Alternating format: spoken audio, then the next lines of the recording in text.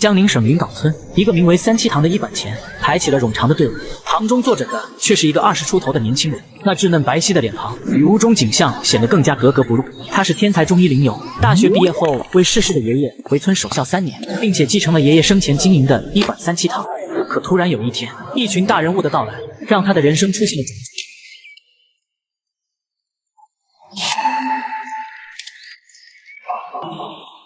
老首长，要不我们还是和江宁省的领导打个招呼吧？万一真发生什么意外，我没法和川白首长交代啊。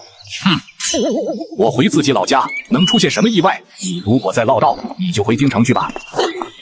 去打3辆车。明白。与此同时，正在视察基层的大军区司令员顾振林手机突然响，居然是中央保卫局打来的。孙局长有什么吩咐？顾司令，这就不开了，有个重要的事要向你说。 孙局长，你说发生什么事了？今天早晨，秦老去了江宁省，没有通知任何人，只带了几名警卫。你务必尽快找到秦老，确保老首长的安全。我现在马上安排人，肯定以最快的时间找到老首长。给所有军分区司令发电话，让他们以最快时间到大军区开会。是。我是尚远志，尚书记刚接到了中央保卫局电话，秦老独自来了江宁，现在应该已经下飞机了。 什么？顾司令，我现在就派人，咱们兵分2路，保持联系。小麦，立刻通知常委们和公安局局长来省委开紧急会议。是，我这就去。此时在出租车上的秦老还不知道自己以为的秘密出现，现在已经人尽皆知了。秦老都打了20几个了，这回肯定要挨板子了。哼，主意是我起的，他敢打你的板子，我就打他板子，你怕什么？朱天东，你聋了？打了20几个电话都不接。如果老首长有个什么闪失，我让你吃不了兜着走。你想让谁吃不了兜着走？秦老，您老不声不响的自己就走了，万一身体有个什么闪失，可怎么办啊？我打了一辈子仗，杀敌无数，25000里长征都走过来了。现在年纪大了，我就是想回家乡看看。你们不必那么紧张，过2天就回去了。知道了秦老的位置，就好办了。 顾司令，秦老应该是去了他的老家扶风县的云冈村。好，我这就安排人过去。此时，云冈村的三七堂只剩下了最后一伙患者。你们是谁看着？大夫，这孩子近1年来总是流鼻血，一天要流7、8次。这样，你坐到叔叔身边，叔叔给你摸摸脉好吗？不要，我不打针，我不喜欢白大褂。这1年来，大小医院都看过，现在孩子见到医生就害怕。我已经看出来了，你没有病。 所以不给你打针吃药了。你说的是真的吗？我从来不骗小孩，不过我要和你爸爸妈妈聊会天，你和这个姐姐去玩一会，好吗？姐姐不是医生，姐姐带你去那边玩玩具好吗？好啊，好啊。不必担心，那是我妹妹，也是学医的，诊脉的手段不比我差。小孩子见她总要比见我亲和些。哦，刚见您时还怀疑您的医术，不过在排队的时候看到您对其他病人的诊治，看得出您是有真本事的。是啊，没想到你对小孩子也有独特的办法。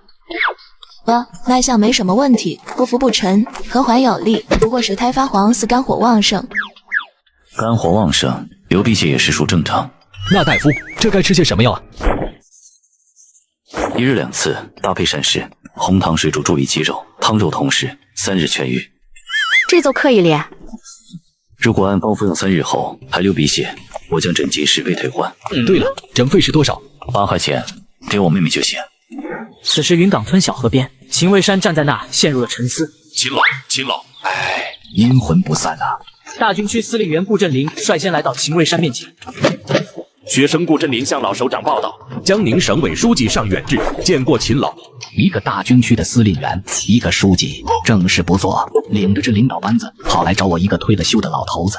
您老一个人出来，我们哪能放心啊？是呀，您回到了江宁，我作为江宁的一省主官，肯定是要和您这位老江宁人来汇报一下工作的。既然来都来了，陪我到村里转一转吧，你们也算是下基层了。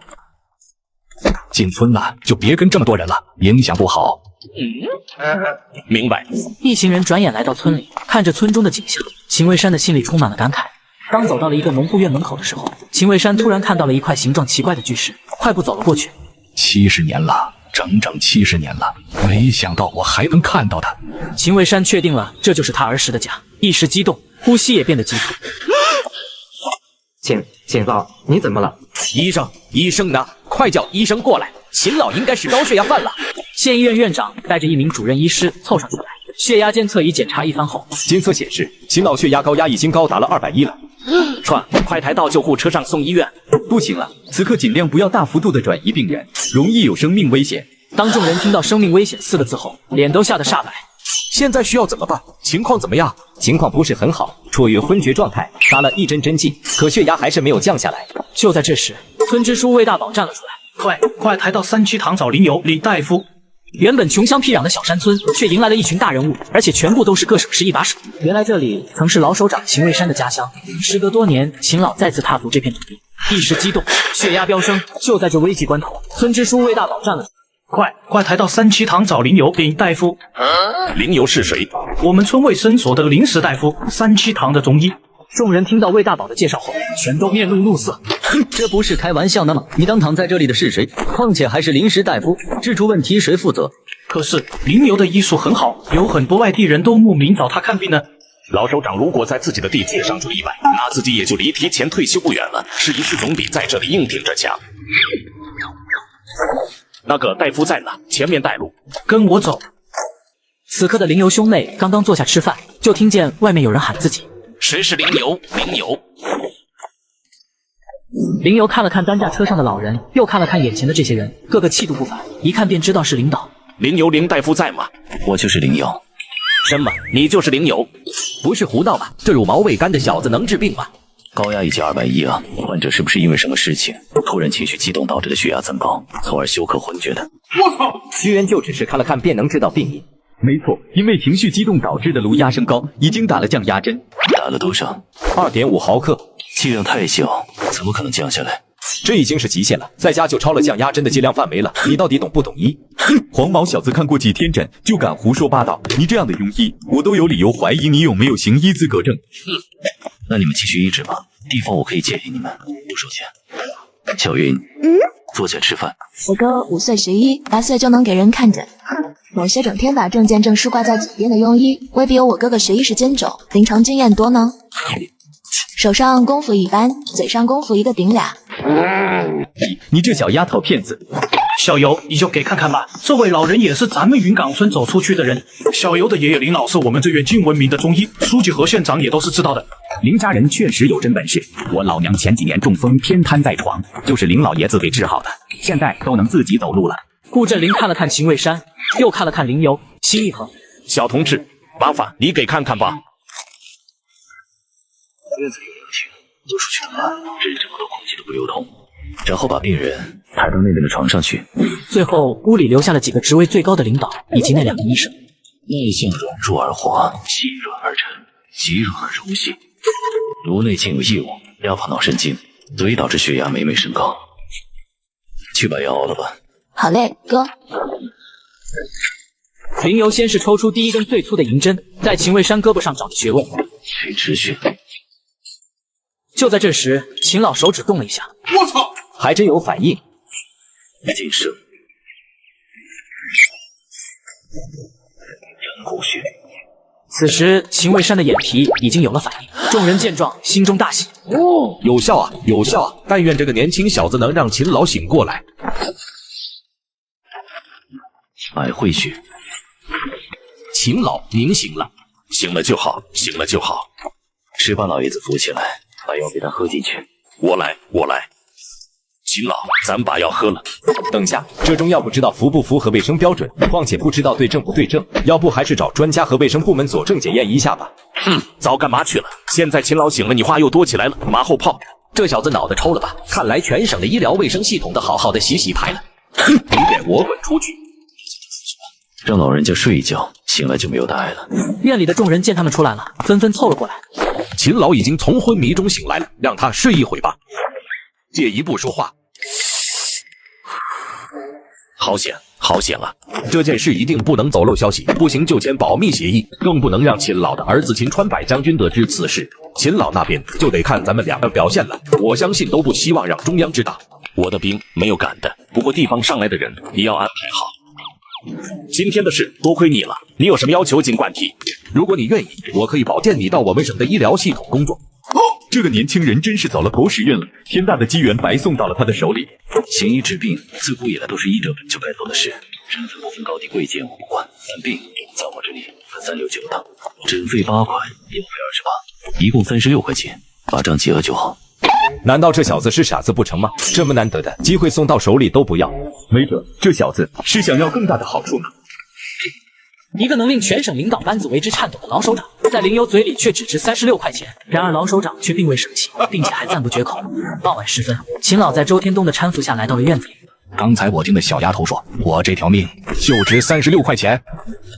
从您昏迷的时候，这几位先生的金丹和关节的程度上就能看出来了，您的命可价值千金。只不过您这个病只值36块钱罢了。此刻顾镇林几人对林游投来了赞许的目光。外人轻描淡写的一句话，比自己说情100句都好用。你是我老头子的救命恩人啊！救命恩人不敢当，医者本分罢了。好一个医者本分，能做到的人却屈指可数啊！这小林手下是有真本事的，3下2下就把您的病给治好了。您的身体再干30年革命都没问题。好，是呀，秦老的身体素质比我们这些小辈都好。这次您就是近乡情戚啊。我的身体状况我自己清楚，今天这事不许说出去，到时候让那帮老家伙再看我们的笑话。尤其是你，别什么事多和保健局那帮人汇报，我被他们烦都烦死了。感谢秦老体恤，如果真把这事汇报上去，后果简直不敢想象。几人笑着扶秦老坐了下来，天色也渐渐暗下，伴随着风吹蝉鸣的声音。好久没有感受过这样的宁静了。是啊，今天是托了您老的福，我和尚书记也难得在这样的环境里清静。林大夫今年多大了？24岁，年轻有为啊！但是就在这个村子里屈才了。我是2年前回来的，为爷爷守孝3年，期满也就快走了。现在有你这般孝心的可不多了，那接下来有什么打算呢？走遍大山大河，一尽疑难杂症。有志向，呵呵，不过一路难走啊！如果能够站到更大的舞台上，就可以救治更多的人了。其实你说的那个舞台我去过，但感受并不怎么样。哦，高考我考上了京城首都医学院西医专业，毕业分配到了汉宁省立医院实习工作。没想到是国内医学最高学府毕业的，还真是低估了这个年轻人。那在大医院工作的感受怎么样？不怎么样，小病医疗过程复杂化严重，开一堆单子，楼上楼下做各种仪器，最后被告知并无大碍。再说大病，手术会要的价格一言难尽。虽然现在医疗有改革，能报销很多，但对于普通家庭来说，天已经塌了。可见医疗改革的路任重道远，不是一朝一夕就能轻易解决的。我就是一个普通大夫，没有那种安得广厦千万间，大庇天下寒士俱欢颜的能力，所以我也就只能做到云游四海，负责一方就够了。小年纪能有此般心境，看来也真是尝过了人间冷暖的。哥，饭做好了，大家进屋吃饭吧。哟，还给供饭呢。呵呵，那也不能讹着您老啊，进屋吃饭吧。哈哈哈，那我们得交伙食费的。是啊，林大夫一共才赚了我们30几块钱，我们再白吃他一顿饭，那不是亏本了吗？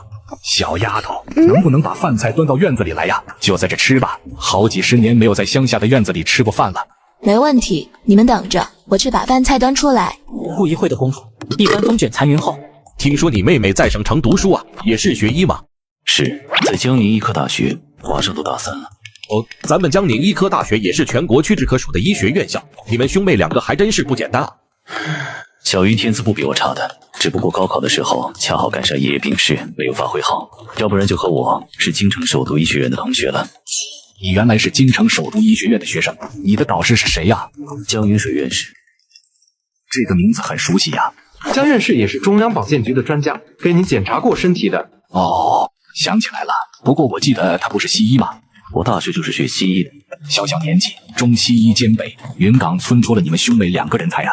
这时突然，远处亮起了忽明忽暗的灯光，片刻后，随着一声急刹，在院门口停下了一辆小巴，一辆省医院的救护车，领头的是一个花白头发的医生。省保健局副局长陈康泰带领保健局和省医院的医护人员前来报道。哼，黄花菜都凉了才到，还不如不来。一会秦老吃过饭，再给秦老检查检查吧。晚餐结束，秦老便在尚远志等人的陪同下进了屋子。尚书记，这次我们带来了一些便携的设备，可以先给秦老大制作一遍检查。量血压就得了，不检查了，在京城每个月都做的。保健局专家也不敢迟疑，立刻照做。血压现在还是有些高，建议再吃点降压药吧。我们带了。不能再吃了，老人家现在的血压就是正常状态。你是？我是这里的大夫。哇，原来也是大夫，但是高压160在这摆着，明显偏高。这你应该是懂的。老爷子的情况特殊，不能治。此刻大家都是一头雾水，可秦老却是看着林牛挑了挑眉，没有说话。什么特殊？小孩，这可不容你胡闹啊！老爷子的颅内有异物压迫，所以才导致血压常年处于一个偏高的状态。此话一出，众人都惊诧不已。这可不是可以胡闹的事啊！你怎么知道秦老脑里有异物呢？白天诊脉时得知。简直是荒谬！单凭诊脉就能诊出颅内有异物，那我们的专业器械算什么？林牛没辩解什么，而是看向了秦老。哈哈哈，小子，这个是除了中央保健局还有我的几个老伙计以外没人知道，如今却被你搞得满屋子都知道了。难道真如林牛所说，秦老颅内有什么异物存在？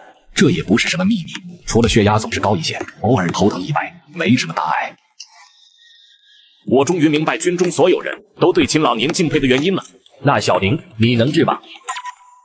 颅内的弹片只能依靠手术才能取出，不过将血压维持在正常之上，让老爷子不再头疼，还是有办法的。此话一出，连秦老眼睛都亮了起来。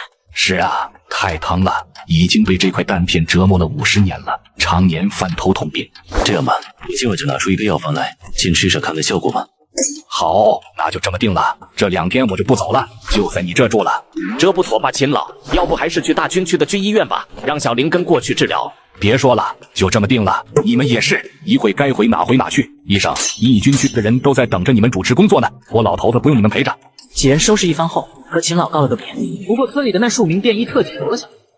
秦老凌晨3点不睡觉，偷偷溜出了房门，警卫员却丝毫没有察觉，甚至还做起了春梦。第2天一大早，警卫员周天东被一阵嘈杂声吵醒，却发现睡在床上的秦老已不在房中，慌忙起身出去寻找。打开门后，却被眼前的景象惊呆了。只见屋外已经排起了长长的队伍，进门就看到秦老饶有兴致地坐在旁边看林牛为人诊病。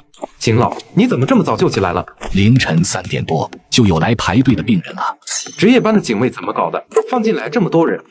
什么话？难道就因为我在这，别人就不能来看病了？我和他们一样，都是来找小林看病的病人，许我来不许别人来吗？胡闹！是，秦老教训的对。这时外面突然出现了吵闹声，只见一辆豪车停在小院门口，车前站着一个女人，正在制止肥胖男人和警卫吵嚷的行为。怎么回事？这位先生要开车进院，我们拦住了他，他下车就破口大骂上了。你们没有什么过激行为吧？我们严格按照规定，只是阻拦，没有动手。要不是早上秦老交代过，放到以前，早就把他制服在地，枪顶头上了。你是干嘛的？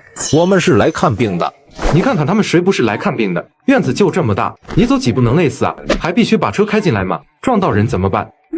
我女儿病得严重，她也是心急，您别和她一般见识，能不能让林大夫也对瞧瞧？孩子在哪？在车里。只见女人从豪车上抱着一个小女孩下来，小孩闭着眼睛像睡着了一般。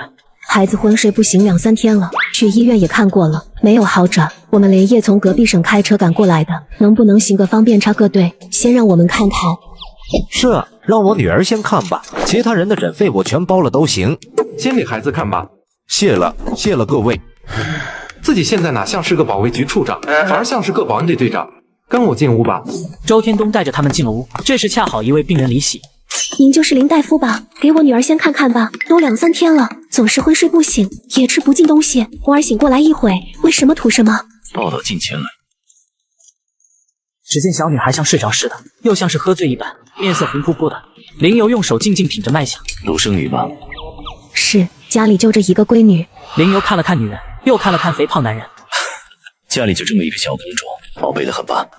那是，我就这么一个闺女，要什么我都给，上最好的幼儿园，吃最好的，穿最贵的，必须给我女儿最好的。就是这个最好，惹的祸。有句话叫做十指不沾阳春水，故而成疾。那大夫，您能治吗？是需要扎针还是吃药啊？只要能治好，多少钱都行。稍等我一下。林游说罢，朝后面的厨房走去，大家的脸上都写着迷惑。几分钟后，林游端着一个碗走了出来，里面盛着半碗黑乎乎的水。大夫，这是什么？中药，伏罗甘，给孩子喝下去吧，喝了就能醒。女人将信将疑，又抬头看了看男人，试试吧。碗里的黑水还没喂完，只见小女孩缓缓睁开了眼睛，水汪汪的看着眼前的人。3天了，可算是有动静了。感谢林大夫，感谢林大夫。谢谢啊，林大夫，你可真是我家的恩人呐。无妨。妈妈，我饿了。好，妈妈这就给你拿蛋糕好吗？不行，村口有一家小饭店，去他大家给孩子叠一锅土豆牛腩汤喝吧。这有什么讲究吗？你二位知道为什么女儿会生这样的病吗？什么意思？就是因为太宠着了，认为有钱女儿就要像个小公主，衣来伸手，饭来张口。我也不怕你们笑话，我52岁才有了这么个女儿，我自然是捧在手里怕摔了，含在嘴里怕化了的，这有什么不妥的吗？这就是最大的不妥，孩子被捧得太高，缺了地气。此话何意？五行说金、木、水、火、土。其实，在中医里，人的五脏也对应五行，肺属金，肝属木，肾属水，心属火，脾属土。小孩子常年不沾土物，自然脾虚阴寒，而脾主中周，与胃相连，脾虚自然为寒。人亦有五行，气、阴、酉、空，而脾正主忧，脾忧自然精神不振，食欲不佳，他又怎么能吃得下东西呢？哦，原来如此，小孩子不能太娇生惯养了，应该多接接地气。那用吃点什么药吗？刚刚您给喂的什么龙肝，要不给我装些吧？以后万一再有这个症状，好能给孩子喝。那就是个应急之药，药就不用再吃了。只要你按我说的，以后让他多接地气，多和小朋友在地上玩耍，吃些粗粮蔬菜、牛羊肉等食物，这个病不会再犯的。好，我们一定照做。太感谢您了。诊金是多少钱？8块钱。8块钱，这也太少了。这些您拿着。这太多了，您快收回去。哼。我女儿的命可不止这个价，您收着吧。而且刚刚我也说了，让我插队，那大家的诊费我就出了。说着，一家三口快步离开了。随着一声车辆启动的声音，几人扬长而去。我也觉得我的命可不止36块钱，到时候我也要多付些诊金。您老就别拿我说笑了。哈哈，那个伏龙肝是什么药啊？你怎么不卖给他们先呢？就是造心头，俗称锅底灰，我从厨房炉灶下面抠的。如果他们知道了伏龙肝是这东西，定不会给孩子喝的。哈哈哈哈！你小子，你小子！曾经叱咤风云的老首长，象棋竟输给了一个毛头小子，而且还被调侃说输了正常。凌游正在与秦老下棋，凌云端着药丸走出屋来到了外面。老爷子，快把药趁热喝了。先放放，等会喝。输2盘了，气头上呢。你不说话，没人把你当哑巴。哈哈，我爷爷生前与我哥下棋，10盘要输9盘，输给他很正常的。老爷子，你确定吃我的马？哼，落子无悔，吃的就是你的马。那老爷子你看清了，我这一招就诱敌深入。将军，又死棋了，这盘不算，再摆一盘。已经把药喝了，我们再接着下。这可把凌云看得直咧嘴，他可最清楚这样有多苦。老爷子，这2日服药后觉得怎么样？还真别说，你小子有2把刷子。以往这头痛病每天都要发作一次，每次都疼得我抓心挠肝的。可这2天喝了你的药，竟然就只疼了1次，而且症状很轻。那就好，明日我再给你针灸1次，然后等你回去后再喝上3天。不过还是要注意情绪，不要激动，更不要动怒。怎么着？你小子这是在撵我走了？我哪敢啊！我自然希望你能多住些时日的，但我这里毕竟条件有限，不利于您的身体恢复。而且有多少人因为您在我这住着，每天寝食难安，你应该比我清楚。林大夫，您不能一直待在这个小山村吧？爷爷的小气将满，我也要走的。前些日子黄副局长还说现在保健局需要些新鲜血液，以你的水平，再经过秦老的举荐，我觉得你可以试一试。我志不在此，保健局的国手专家林密，多我一个不多，少我一个也不少。可我留在民间，却能救助很多普通百姓。我相信秦老也会赞同我这样做的。真希望凌游能够来到自己身边，可这小子分明已经知道是我的意思了，这是在堵我的嘴呀！可是林大夫，年轻人有年轻人的想法，我们不是有一句老话吗？广阔天地，大有作为，自己闯一闯，终归还是好的。见秦老这么说了，周天东也不好再说什么，只能作罢。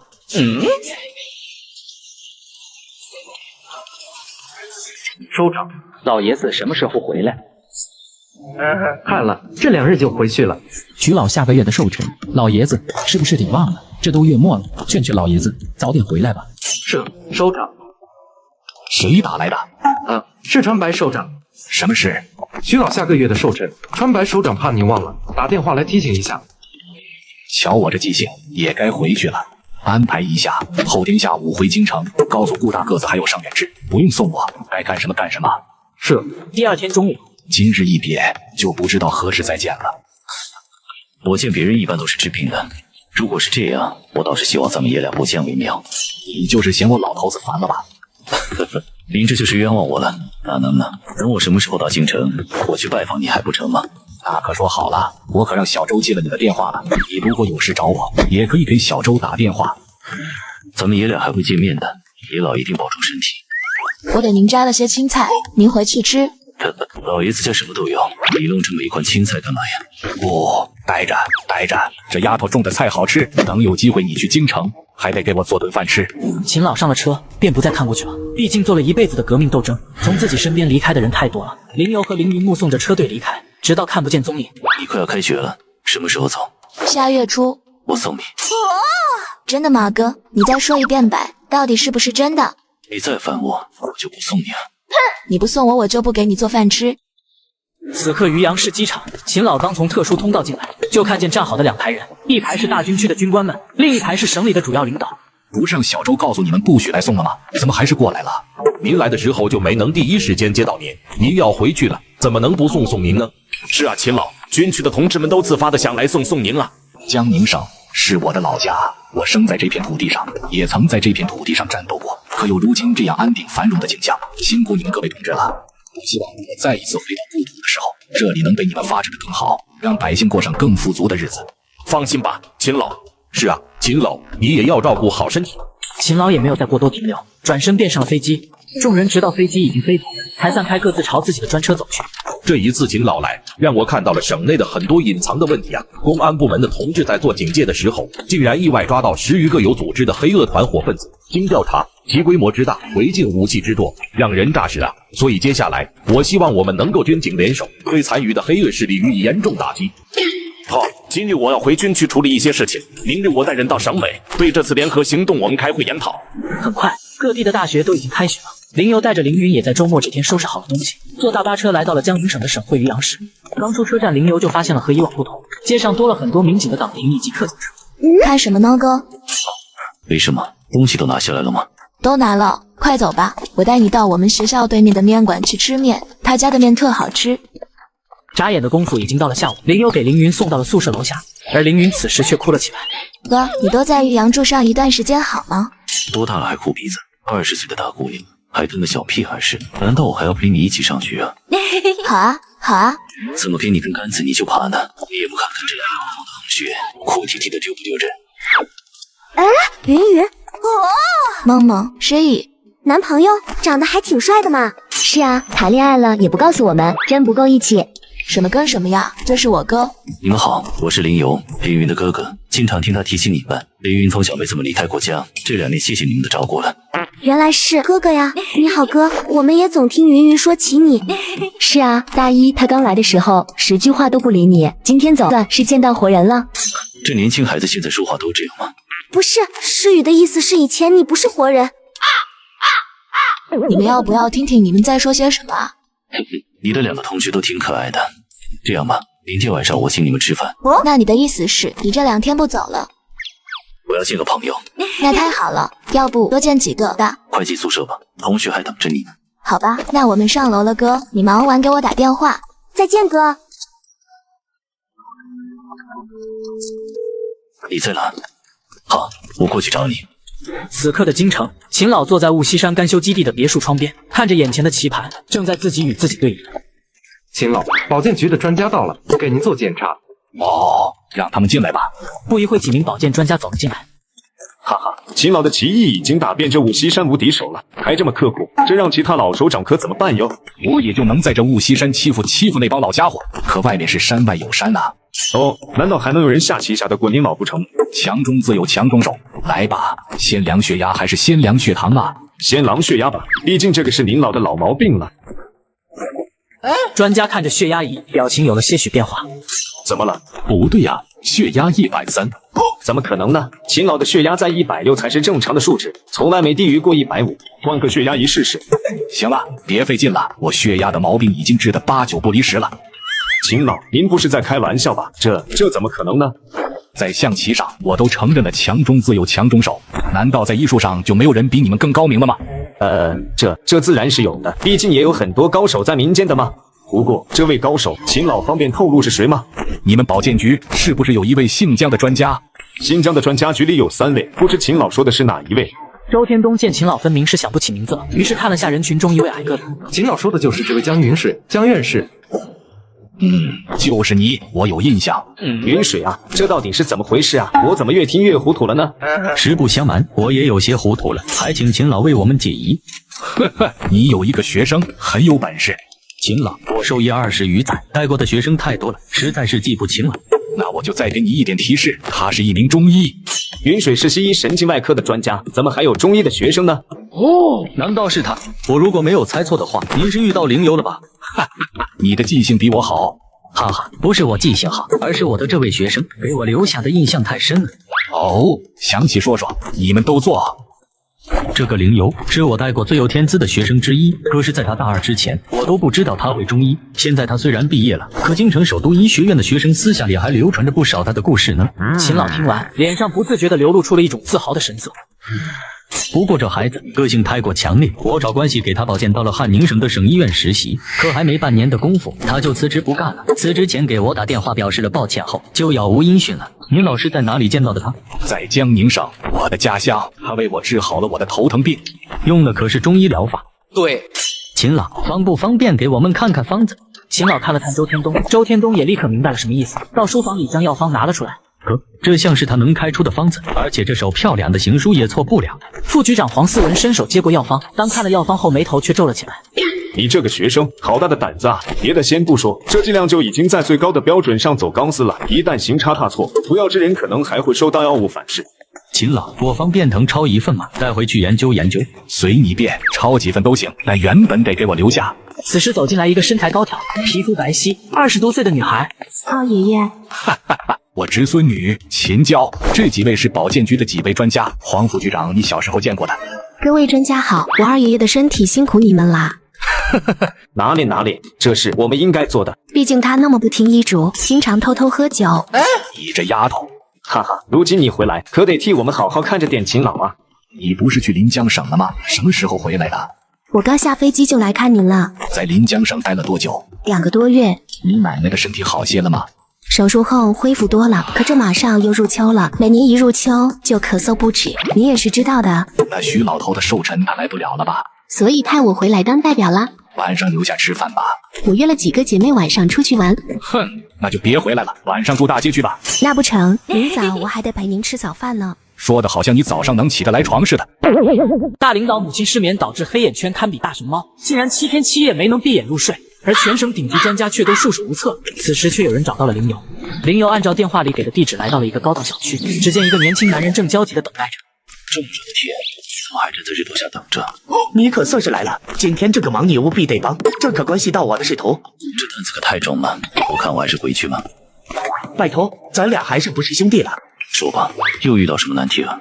年轻人名叫薛亚言，是灵游京城首都医学院的同班同学，关系非常好。虽然在医术上比灵游差了不是一星半点，但却为人圆滑，很快就当上了省医院副院长助理。说说吧，什么病情？我该怎么做？一个大领导的母亲失眠7、8天了，医院领导用了很多办法都不能让老夫人入睡，身体也是日渐虚弱。你来得看看这病的怎么治，然后悄悄告诉我就行，治好这个老夫人的病，等兄弟我升官发财，肯定亏待不了你。哎呀，我听说渔阳的江鱼宴不错，我从小到大都还没吃过呢。你小子还真是狮子大开口啊！那江鱼宴一个能吃没我半个月工资了。那看来你也不是特别需要帮忙。行，你说吃咱就吃还不成吗？老夫人在哪儿？带路吧。10分钟后，两人赶到了现场。只见客厅有几位医生看着手里的医案，紧皱眉头。小薛，你去哪了？对，我接一个同事。齐院长一会就到，别乱跑了。好。屋里的气氛简直可以用落针可温形容，压抑的让人喘不过气。一盏茶的时间，屋里进来3个人，领头的是一个秃顶男人，身后跟着2个中年人。前面的那位就是省医院的副院长齐爱民院长，我的老板。身后的是省内的杨主任和胡副主任。老夫人的情况怎么样？今天有没有睡上一会呀？几位医生闻言都低下头叹了口气。跟我进去看看吧。只见房间内的床上躺着一位老太太，蜡黄的脸色顶着2个重重的黑眼圈。齐院长来了，您快坐，我过来看看老夫人的情况。老夫人，我是省医院的小齐，您还记得我吗？记得。我把我们医院的2位神经内科专家一道请来了，您放心，肯定能治好您老的病的。兄弟，你看出什么来了？我离这么远，一没看到病案，二没摸到脉象，你当我是神仙呢？看一眼就知道是什么病。你不是神仙吗？在我印象里你就是啊。滚蛋，一会儿看看再说。2名主任给老太太听了诊，摸了脉。我们出去说吧，让老夫人休息休息。大家走出了房间，回到客厅。齐院长和几名专家主任交谈着病情。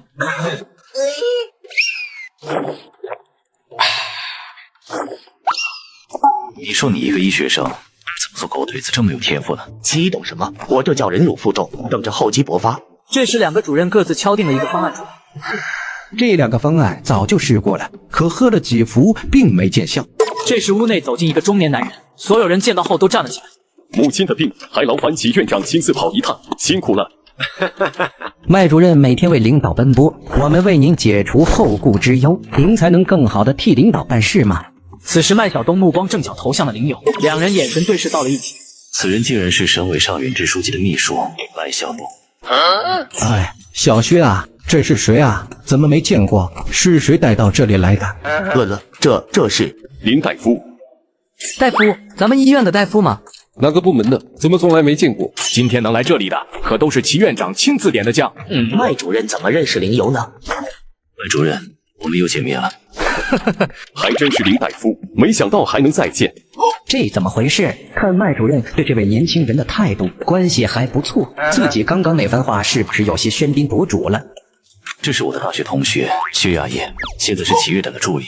是他给我打电话，让我帮忙看个病痛。我这同事心善，看老夫人被病痛折磨得太难受了，就想着看看我有没有什么土办法，所以才唐突的过来了。竟没想到是您家的老夫人。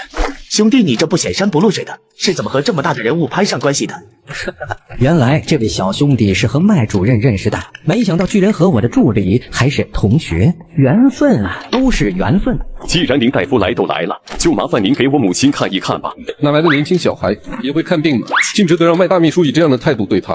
好，那我就给老夫人看看。里面请。妈还是一直没睡吗？熬的心脏都快受不了了。林游在房间里看了看，只见老人的房间很整洁，但令人好奇的是有婴儿的物品，可并没有见到有小孩子。妈，这是我的一个朋友，是位中医，让他给您把把脉吧。那麻烦你了。您客气了，我先给您要把个脉。后面的齐爱民等人看着这一幕，心想看看这个年轻人能给出什么不一样的结果来。可以了，老夫人，您没病。这不是胡说八道吗？老人失眠了7、8天不睡觉，怎么可能没有病？这年轻人到底会不会看病啊？这林大夫，你没看错吧？麦主任，我能和你还有嫂子以及老夫人单独聊聊吗？这年轻后生故弄玄虚。各位到客厅喝杯茶吧，忙了大半天了，都口渴了吧？众人听到此话，也便识趣的从卧室走了出去。现在没有外人，我便直说了。老太太7天7夜不睡觉，全省顶级专家却都无能为力，而林游却说老太太并未生病，还把众位专家赶了出去。现在没有外人，我就直说了。老夫人这就是忧思之症，不算是病，有道是心有千千结，便是如此。那得怎么医治呢？林游看了看3人，最后将目光落到了麦晓东妻子身上。我如果没有说错的话，嫂子不久前流产了吧？你怎么知道？家里有很多婴儿物品，可却不见孩子，甚至连一张孩子照片都没有。凭借这个也不能就确定我妻子流产了吧？我是中医，对中药的味道极其敏感。嫂子身上散发出的当归白芍的调养女人小月子的中药味，我还是闻得出来的。听到这，麦母眼角不禁流下了泪水。6个月了，没能留住。医生说这次流产损伤很大，再加上她已经是高龄孕妇了，以后再能怀上的几率微乎其微。我都土埋半截的人了，也不知道还能不能活着抱上孙子了。这个事天天在我心里堵着，憋屈死我了。嫂子，我方便替您把个脉吗？我给您开了2个方子，因为要喝上3服。您的身体不错，只不过这次小月子损伤了些元气，补一补元气，搭配秘方喝。还有几个行房事的时间，也给你们一并写上了。3服药后，你们再行备孕，下个月定能等到好消息。林老弟，真的吗？麦母闻言也激动的老泪纵横。小林，你没有骗我们吧？这种话我又怎么敢胡说？您老就健健康康的等着抱孙子吧。好啊，天不薄我麦家啊。这下您老能睡个好觉了吧？我给您留个药方，等您睡醒喝了，保证你生龙活虎，吃嘛嘛香。你别说，我还真有些困了。妈睡了，喂，大哥，咱们出去说吧，让老夫人好好睡一会。他领导弟请。众人见到两人出来了，也都安静了下来。这位小林大夫是吧？你有什么高见啊？我刚才听小学说你是中西医兼备，是打算用西医的手法治，还是中医的手法治呢？齐院长，我母亲已经睡下了。什么？多名省院顶级专家研究了6、7天，都没治好老太太的失眠症。这个年轻人进去这么一会功夫，竟然就治好了？不可能，绝对不可能！就是啊，我二人可是在神经学有着绝对的话语权，都没有办法。他一个毛头小子，怎么可能这么快就找到解决方法？林大夫的本事，我见识已经不止一次了。你这是在质疑林由林大夫，还是在质疑我？不敢，不敢。大家也都辛苦了。过2日维曼克国际饭店，各位专家一定要到，到时我多敬大家几杯酒。众人见麦晓东这样说，虽然有些挂不住脸面，但还是客气了一下。毕竟能和省委大秘在一起吃个饭的机会，谁又想错过呢？林大夫，请留步。可还有事？哈哈，林老弟啊，时候也不早了，我请你吃个便饭。这个，你不会不给哥哥这个面子吧？那就让麦大哥后妃了。林老弟有安排？那倒没有，只不过和我老同学薛亚言对着齐院长的助理约了今晚一起吃饭的。哈哈，原来是约了薛助理了，那正好一起。毕竟还多亏了薛老弟的引路大桥，我肯定也要好好谢谢他的。林老弟，你给薛助理打个电话，告诉他渔阳饭店。好，林大神医忙完了，我正好刚下班出来，回家换身衣服。说吧，想吃什么？你挑地方。离了渔阳饭店吧，麦主任做东。简单的2句话，让薛亚言愣在了原地。廖林，你确定是麦主任要请吃饭吗？快来吧，我们2个也刚要报喜。上车吧，林老弟。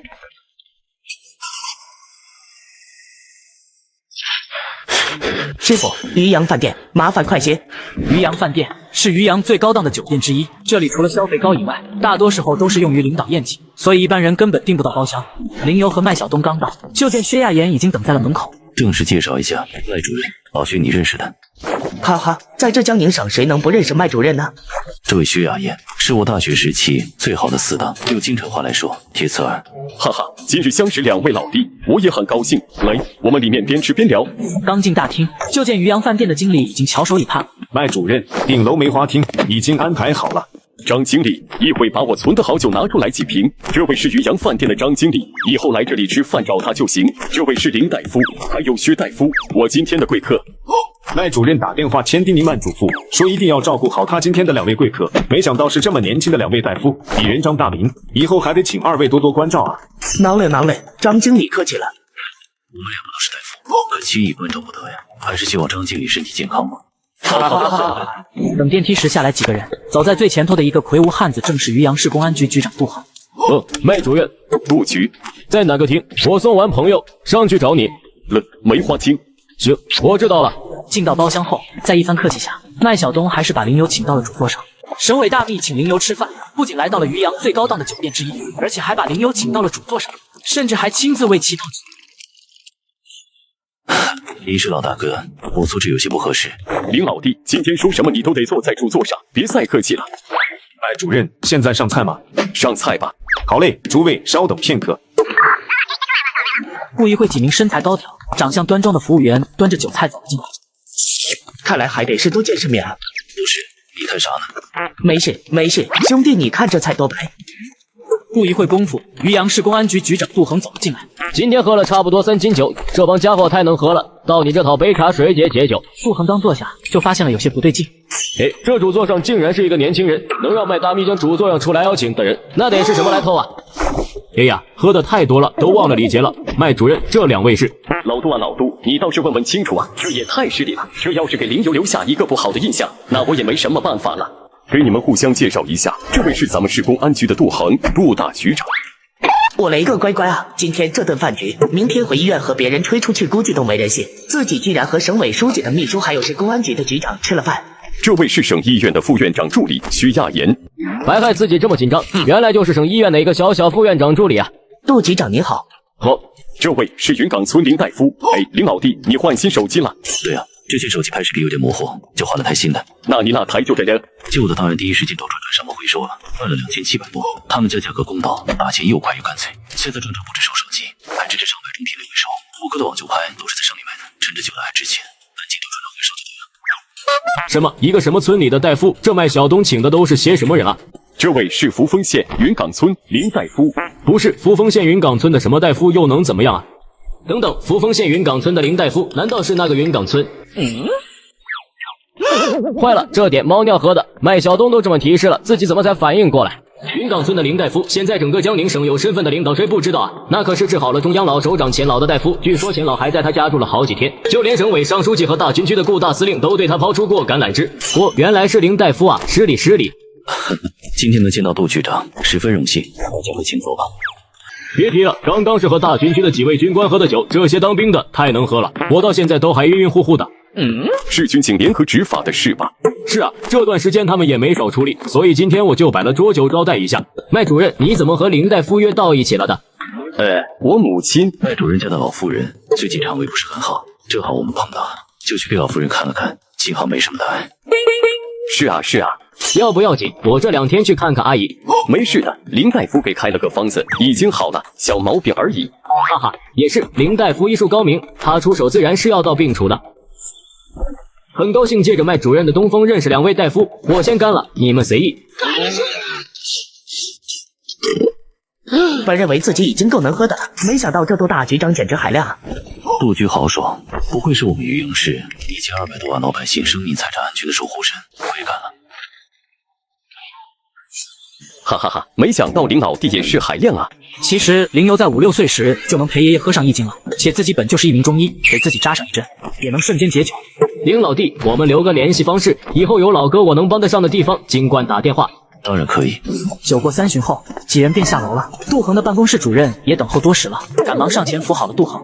刘主任辛苦，把杜局安全送到家。放心吧，麦主任。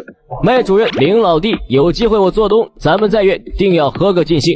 一定的，杜大哥咱们改日再去。刘主任，这是解压家里常见的东西，解救心脑的。你送杜局回去后，给他用热水冲泡后喝下去，因为杜局明天头疼，误了正事。好的，好的。哈哈，老杜是个直爽的人，让林老弟见笑了。大力，杜大哥是真心情。麦大哥回去试试，如果以后再喝酒，也可以提前喝，保证头不疼也不晕。这可是好东西啊，平时应酬多，有大用处了。那就谢谢林老弟了。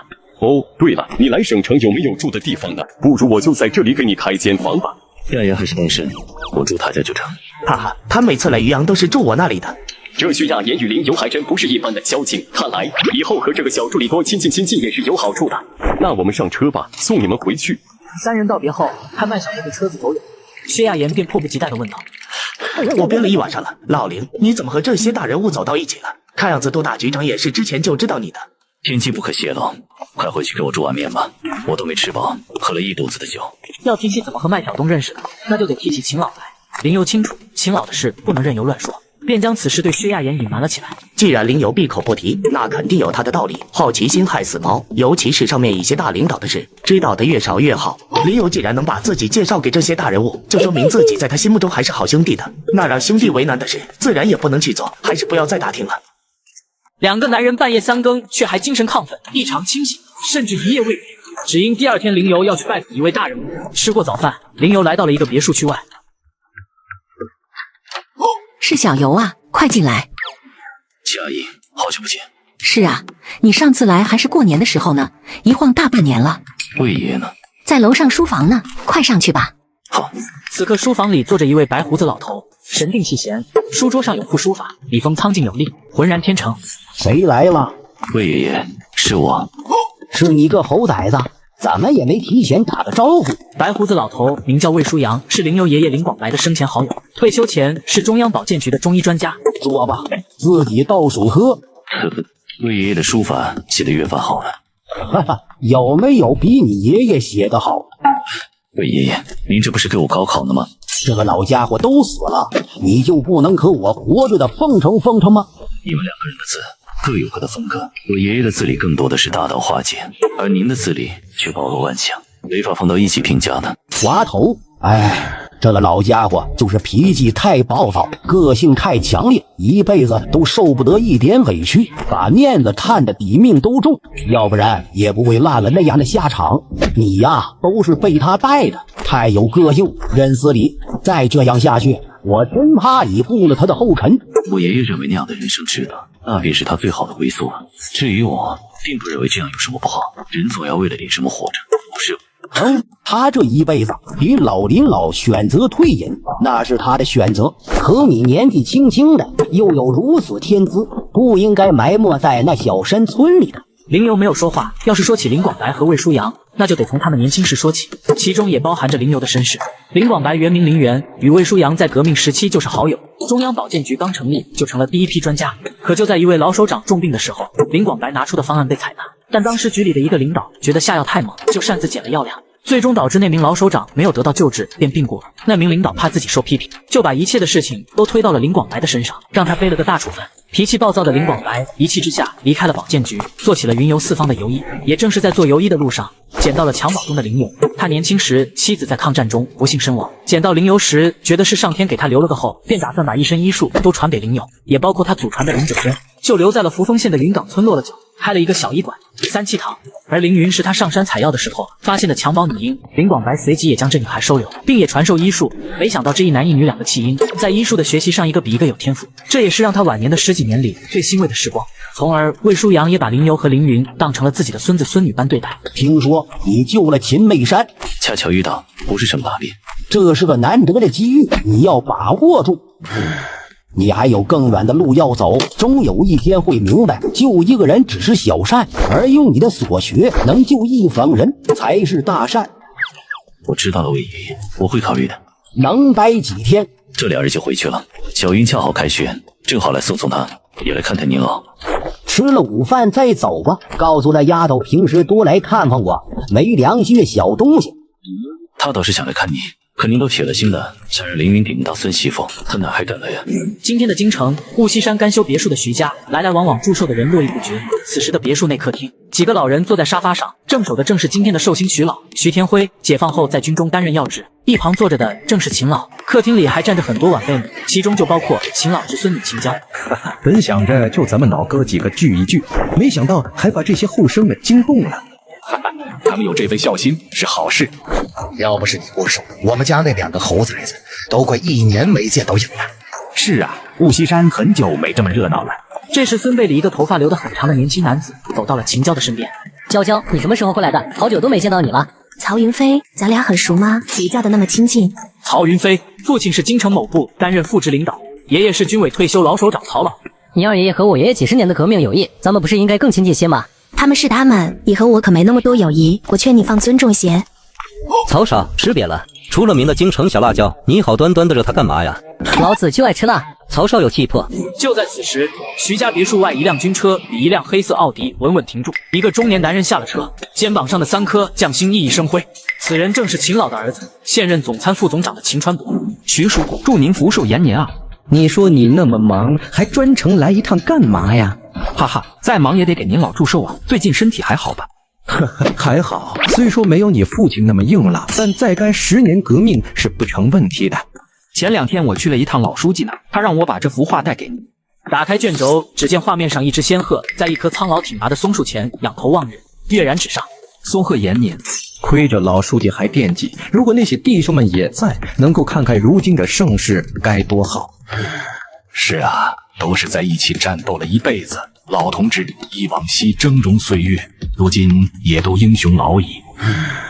一个小小的山村干部却被省委书记视若珍宝，并且多次抛出橄榄枝。此刻林游接到了省委秘书打来的电话。赖大哥，有什么事呢？哈哈，林老弟，你还在渔阳吗？在的。那你方便的话来省委一趟吧，尚书记想见你。好，我现在过去。一定是麦小龙和尚远志说了自己来渔阳的事，而尚远志之所以见自己，估计是醉翁之意不在酒啊。进来。麦晓东此刻正坐在办公椅上，拿着一份文件打电话。好，整改后即可下发辖区。哎，就这样，让你久等了，林老弟。麦大哥日理万机，无妨的。坐，尚书记在和下面的一个市长谈话，等会儿结束了，我带你去见他。老夫人的身体怎么样了？哈哈，林老弟，你可真神了！昨晚我回到家，老太太还在睡着，一觉睡到了大天亮。醒来后只说身上松快了不少，什么事都没有了。那就好，本打算电话问问你的，怕你忙，也就没打扰。和我你还客气什么？以后无论有什么事，尽管打电话给我。今天尚书记恰好问及我家老太太的身体情况，我也不好隐瞒，就如实说了您来渔阳的事。林老弟，你可不要多想啊。赖大哥多虑了，我的行踪也不是什么秘密，我又怎么可能多想呢？哈哈哈，林老弟心胸豁达，倒是哥哥拘谨了。书记，小林到了吧？就在我办公室，我现在带他过去见您。过来吧，走吧，林老弟，尚书记现在见你。江宁省省委书记办公室。小林，坐。麦晓东见没有叫自己留下的意思，就给林游倒了杯茶水，然后就离开了。云岗村一别，已经过去半个多月了，你给我留下的印象很深啊。劳烦尚书记还记得我？这次来渔阳是办什么事吧？我妹妹太学来送她。我记得你说过，她在咱们江宁医科大学读书，以后也会是我们江宁医疗卫生系统的人才啊！我是真诚的希望像你们这样的年轻人能够越多越好啊！多谢尚书记抬爱，为国家出一番微薄之力，自然是我们沐浴在和平时代的年轻一辈应该做的。秦老对这小子的态度非同一般，只要他能留在江宁省，还怕秦老忘了自己吗？上次我和你说，想要保荐你到省里的卫生部门工作，这段时间你的想法有没有什么改变啊？下个月是我爷爷的3周年忌日，等我手下期满再做打算吧。哈哈，不急不急。最近秦老的血压状况恢复的怎么样了？看来邵远只是想知道这段时间自己和秦老有没有联系。老爷子的身份非同一般，我也不好打扰他老人家。你既然作为秦老此次生病的大夫，理应对病人负责到底嘛，偶尔询问一下病情和恢复情况是正常的。你不是也说对待病人要一视同仁，不是吗？老爷子的身体，周处长又有了交代的。对了，我下午还有个会要开。那尚书记，我正好也还有事，就不多打扰了。我让麦主任送你。两人走出省委大院。林老弟什么时候回去？在渔阳也没什么事啊，这2天就要回去了。离开前务必要给我来个电话，我找人送你。不用麻烦了，麦大哥。哎，你既然叫我一声大哥，这点小事还谈什么麻不麻烦的？我离开前肯定找你，请你喝酒。哈哈，那感情好，上次没有尽兴，到时候我肯定给你喝趴下。一转眼已经下午4点多，林游来到了省医院找薛亚妍。看来医院的情景都是大同小异，无论什么时候，总是人山人海的。有多少人此刻包里装着的是自己一生的积蓄，但为了家人的健康，马上就要拱手他人呢。刚到2楼，就见几名医患家属将身穿白大褂的医生围在了中间，薛亚妍也正在其中。哼，你们都是些什么医生？我儿子送来这么久了，就给这么晾着，快半个小时了，你们医院安的什么心？我们现在医生实在有限，刚刚又送来2伙车祸的患者，根据从重处理的原则，就先让您儿子等一等，你们别着急嘛。他娘的，从重处理，那就不讲先来后到了。我侄子的胳膊要是有个3长2短的，信不信医院我都给你们砸了。只见长椅上女人怀里有一个小男孩在嚎啕大哭，一只手臂无力地耷拉在椅子上。这样吧，带孩子先去拍个片子。拍片子？等片子出来黄花菜都凉了，现在就给我侄子治。那你想怎么样嘛？不拍 X 光片，我也不清楚孩子的详细情况，没办法治啊。你们医生是干嘛吃的？不拍仪器就不能治病了是吗？现在就治。小孩的家属将医生都围住了，而那边重症患者已经在手术室等候多时。报警，快先报警！报警？就是报警，你们也得把我家小孩治好。奶奶的，你也不打听打听我们是谁，信不信把你腿打折了？林游趁着这时没人理会一旁长椅上的孩子，于是就走了过去。你好，我也是一名大夫，和我说说孩子是怎么受的伤吗？在家理完的时候，从2楼掉了下来，手臂磕到了1楼的茶几上。大夫，这是骨折了吗？林游看了看小孩的皮肤，确实除了胳膊以外，还有几处淤青，显然是摔的。我方便摸一下孩子的胳膊吗？他现在不让别人碰他胳膊，应该特别痛。我会轻一些，不然我也不清楚孩子究竟伤势怎样啊。那你注意一点。林游得到小孩妈妈的允许后，便把手放到了小孩的胳膊上，一处一处的轻轻感受着骨头的位置。可正在要结束的时候，好疼啊！这一喊不要紧，那边吵闹的人群瞬间安静，都转身看了过来。重症患者躺在手术室，却无人问津，甚至连一个人影都没有。原来医生都被家属堵在了外面，要求必须先给旁边的小孩治疗。林游上前帮忙检查了一番，却被严厉呵斥：“住手！好，你他喵干嘛呢？”麻烦你说话放尊重些。这名大夫说给小宝看看伤势，好方便治疗。你们都先别激动。大夫怎么没穿白大褂？你个傻女人，不清楚是什么人就让他碰小宝，万一给弄严重了怎么办？到时候谁给负责？廖林，你什么时候过来的？薛助理，这人谁啊？不是咱们医院的大夫吧？我怎么从来没见过？他是我同学。林游此刻不想争执，趁现场的几人没注意，直接拉起小孩的手，一拉一送，瞬间完成操作。众人反应过来的时候，小孩子已经不哭了。小朋友，你抬一下胳膊，看看能不能动。小孩尝试了一下，竟然真的抬了起来，还是有点疼。怎么还会疼？脱臼加骨裂，脱臼的胳膊我给安了回去，可骨裂就只能用药治疗了。一会儿医生该怎么治就怎么治。这是医院，你家小孩的命是命，别人的命也是命，不要再耽误医生工作了。我先去你办公室等你吧。谢了老林，我处理一下后续的事，就回办公室找你。晚上去哪吃，你随便挑，我请客。小孩的病情已经得到了控制，薛亚妍也就搬回了自己主场的态度。几分钟后，医院就恢复了正常秩序。薛助理，你那位同学是什么来头啊？你看这片子。薛助理换新手机了，挺贵吧？不贵，这是我在转转买的2手华为 Mate 40 Pro，比新机便宜了1900多，省下来的钱都能再买个球鞋了。最近好多人在用转转。是啊，转转是个官方2手平台，每台手机都经过工程师全面检验，比外面的2手正规，上面的平白也挺划算的，推荐你也去转转。猴旧的骨头接得严丝合缝，就连骨裂的地方都被贴得如此吻合。后续咱们就只需要给做康复治疗就行了。哎，意料之中，没什么可惊讶的，他的本事我还是有数的。这样的高手，薛助理不和岳领导申请，听到我们这来工作吗？那是我能说了算的吗？从他大学毕业到现在，想留他零油的医院还少吗？谁留得住他了？薛亚妍办公室，老林啊老林，又给我长脸了。我给小云打过电话了，他们已经出发了，我们也走吧。你们兄妹俩是多着急宰我一顿啊？少废话，今天好好让你出出血。你们还真瞧得起我那点工资。我兄妹俩还没打算把你那点老婆本都吃光。小云选的是这。吓死我了！快走，今天随便点啊！瞧你那点出息。刚走进店里，就看到了凌云和2个女同学梦梦和诗雨在有说有笑。你哥来了。哥，在这里。点菜了吗？请客的没来，我们哪能先点菜呢？姑奶奶，你别这么看着我好不好？好好和你亚云哥说话。得。这2位是小云的同学，梦梦和诗雨，我没记错名字吧？云游哥，没记错。这个是我的大学同学兼好哥们，薛亚妍。哦，亚妍哥好，亚妍哥好。哈哈，你们好，你们好。就在这时，几个看起来喝醉的男人走了进来。老板，50串大腰子，其他的菜单上有的一样来20串，再来10箱啤酒。兄弟，这是喝完一场了吧？我先给你们沏壶茶解解酒。你听不明白普通话是吗？我们陈少让你上酒就上酒，废什么话啊？又不是不给你钱。我知道几位兄弟不差钱，我就是关心一下。快上酒，别惹我不开心。得了，我现在就给你们搬酒。几个人等酒时大声的说笑，嘴里大多都是污秽不堪的话。朋友，小点声，大家都在吃饭呢。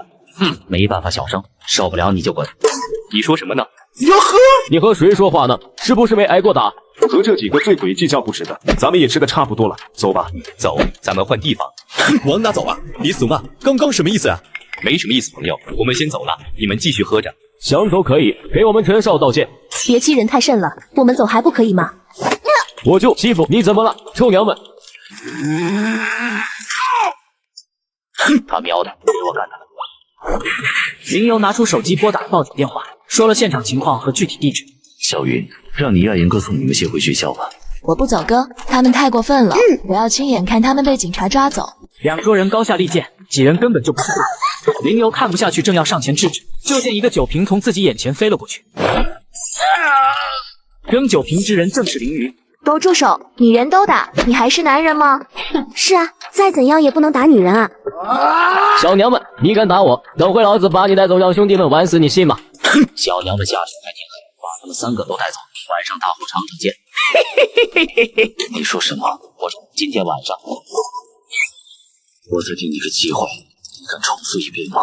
陈少想挣脱林游，可发现自己浑身都酥麻无力。其实林游的3根手指掐到了后颈3个穴位上，纵使是大力士，也会全身瘫软，动弹不得。现场的人都被这一幕看得愣住，不敢吱声。小混混在烧烤店横起大刀，林游出手制止，执法人员却不分青红皂白。原来小混混竟是关系户。看马叔，给这群不长眼的都抓起来。马叔，我爸可是派出所局长，你小子算是摊上事了。今天闹事的所有人都和我回所里配合调查，全部带走。闹事的是他们。是啊，我们是受害者，凭什么带走我们？他们我也要带走的，你们也是案件有关人员，一样都要配合调查的。你个小娘们还敢叫冤？老黑的头就是被你砸的，抓起来判你个10年8年的都正常，是吧，马叔？小祖宗现在攀什么关系？等把这些人带到所里，不是我说是什么罪名就是什么罪名了，全部带上车，收队。渔阳市派出所，把身上的手机、金属物品都拿出来放到这个箱子里。希望麦小东能看到自己的电话吧。京城的雾西山已经睡了的秦老，房间门突然被人敲响，进来。秦老，徐老病危，此刻正在抢救。你是说天辉？是的，徐天辉徐老，现在保健局的专家和京城医院的医生都在徐家，院长打电话过来，怕您见不到徐老的最后一面，所以首长，给我拿衣服，现在就去徐家。此刻雾西山徐家正在紧张地给徐老做着抢救。徐老的儿子，现任高法副院长的徐强站在一旁强装着冷静。秦伯伯，您来了。天辉现在状况如何？不是很好，刚刚保健局的医生已经给下了病危通知。秦伯，惊扰您了。枪林弹雨都走过来了，阎王和小鬼要不了他的命，情况怎么样？徐老的心脏本就有大量积液，始终未能排出。今日情绪激动，致使心包炎的病症加剧。现在心包积液已经导致了呼吸障碍，情况很不好。你别和我说那些术语，我听不懂。你就告诉我怎么治能保住命。如果按照西医的方案，首先需要手术将徐老的积液抽出，并且配合消炎。但徐老现在的身体情况，上了手术台我怕下不来。那现在呢？能为他做什么？现在我们只能为徐老多争取些时间。就没有什么更好的办法了吗？我们倒是设想了一个方案，但是可行性不高，几乎没有。什么方案？快点说。用银针引流的办法，将徐老心包的积液引出。因为银针很细，所以会一定程度的降低很多风险。不过我所知道的会银针引流的大夫，只有大国手林老以及冯老，但是冯老已经过世，林老又已经100岁之龄，已经做不到这样高强度的用针了。银针引流，哎呦，怎么把他给忘了？09针嘛。秦伯，您是有办法了吗？秦老，谁是09针？这个称呼怎么这么熟悉？似乎在哪里听到过。我倒是有个大夫可以推荐，不过这个大夫年纪比较轻。我虽然和你父亲关系匪浅，但毕竟你是他的儿子，用不用你来决定。秦伯，麻烦您了，无论我父亲能不能转危为安，您的这份恩情，我徐家人都没齿难忘。走，我们出去说。你们的任务就是务必拖延时间，吊住天辉这口气。放心吧，秦老。秦老和徐强来到了客厅，周天东快步走了过来。3件事。第一，向军委报告，我要让江宁军区派出一辆直升机来京城。第二，得到批复后，给江宁军区司令员顾振林打电话，让他执行此事。第三，告诉凌友，让他务必第一时间登机赶来京城，一会你去向黄思文要病案，让他在路上就做好治疗方案。和凌友说，就当我这个老头子奶他一个人情。什么人这么大面子，能让秦老需要提到人情2字？而此时的渔阳市派出所，凌友等人还在留置室里等待着审讯。谁是凌友？我就是。到你了，跟我去做笔录。为师，别害怕。凌友被带到审讯室坐了下来，对面坐着副所长马建涛以及记录员。讲述一下事情经过吧。凌友便将整个经过说了一遍。听完后，马建涛就气愤地敲了敲桌子。什么叫做正当防卫？什么叫做你出手救人？你这就是恶意对被害人陈伟实施暴力，且杀人未遂。幸亏我们来得及时，才制止了你的犯罪行为。行凶打人的可是你口中的陈伟一伙人，他们呢？为什么不在留置室？他们是受害人，身上受了伤，现在在医院接受治疗。我们这也有伤员，为什么不给他们也送去治疗？硬伤自然是有规定的，你如实交代你的犯罪行为就好了，不要说多余的废话。这时留置室里凌流的手机持续震动着，一旁的民警不耐烦地挂断了电话，可还没等放回去，电话又响了起来。你谁呀？别再打了。来电的人正是麦晓东。会议结束才看到凌流给自己打的电话。你是谁？这个电话怎么会在你手里？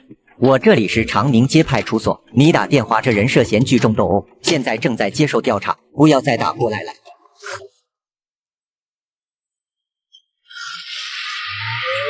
我倒要看看是谁吃了熊心豹子胆，居然把林老弟给抓了。谁呀？是我。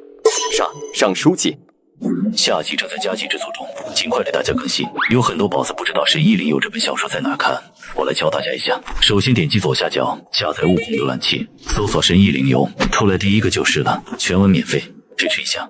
徐老首长命悬一线，专家却无力回天。此时秦老却想到了凌友，关键时刻凌友竟被诬陷入狱，背后大佬正在悄然发力。此刻省委书记打来了电话：小麦啊，你知不知道凌游现在在哪？我也是刚刚得知，凌游现在在山门区长宁街派出所呢。什么派出所？不管发生了什么，务必全把他带出来。明白。京城有人找他，尽快。我知道了，老板，我立刻去办。麦晓东挂断电话，就给公安局局长杜恒打了过去。老麦啊，这么晚了，什么事啊？老杜，你赶紧去长宁街派出所，凌游被他们抓了。什么时候的事？你先别管这些了。尚书记刚刚和我挂断电话，让第一时间将林游带出来。好，我现在就过去。同一时间，军区的直升机已经准备完毕，顾振林却迟迟联系不上林游，于是给尚远志去了电话，才得知了林游的处境。他奶奶的，这不是天难吗？徐老首长性命关天，哪个不长眼的家伙给林游抓了起来？传我命令，司令部、警卫连紧急集合。全部都有，子弹上膛，前往长宁街派出所立刻接出林游，然后送到机场登机。这时派出所里的林游都不知道外面有多少人在找他，而那个马副所长还在耀武扬威的给林游扣着帽子。我告诉你，不要敬酒不吃吃罚酒，你最好自己认罪，我好能替你写减刑书。我没有犯罪，认的又是哪文字的罪呢？就在这时，派出所门口2辆汽车一个急刹稳稳停住，来的正是市局局长杜恒和省委大秘麦晓东。老杜，快去把人捞出来！两人刚迈进门，门口的值班民警就走了过来。你们什么人？我是杜恒，你们所长呢？杜局长你好，今天所长请假了，马副所长值班，把他给我叫出来，立刻，马上。是，明白。民警刚转身，就被门外一连串整齐的踏步声吸尘住。只见门外来了数辆军车，整整100多个全副武装、荷枪实弹的士兵。5分钟内接出林大夫。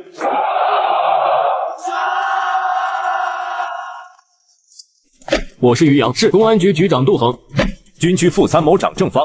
郑参谋长，这什么情况？受顾司令命令接林游大夫。这怎么还连军方都惊动了？你是？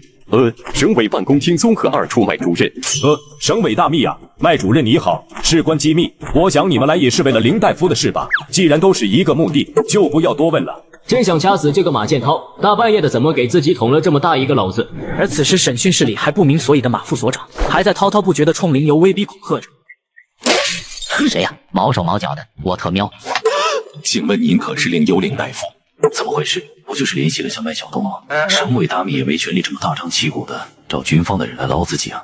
我就是林游，顾司令让我们来接您，请您立刻和我们走。好，你们出去说。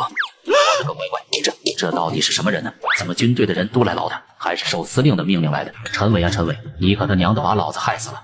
林游刚刚出门，就看到了一旁的麦晓东和杜恒。麦大哥，杜大哥。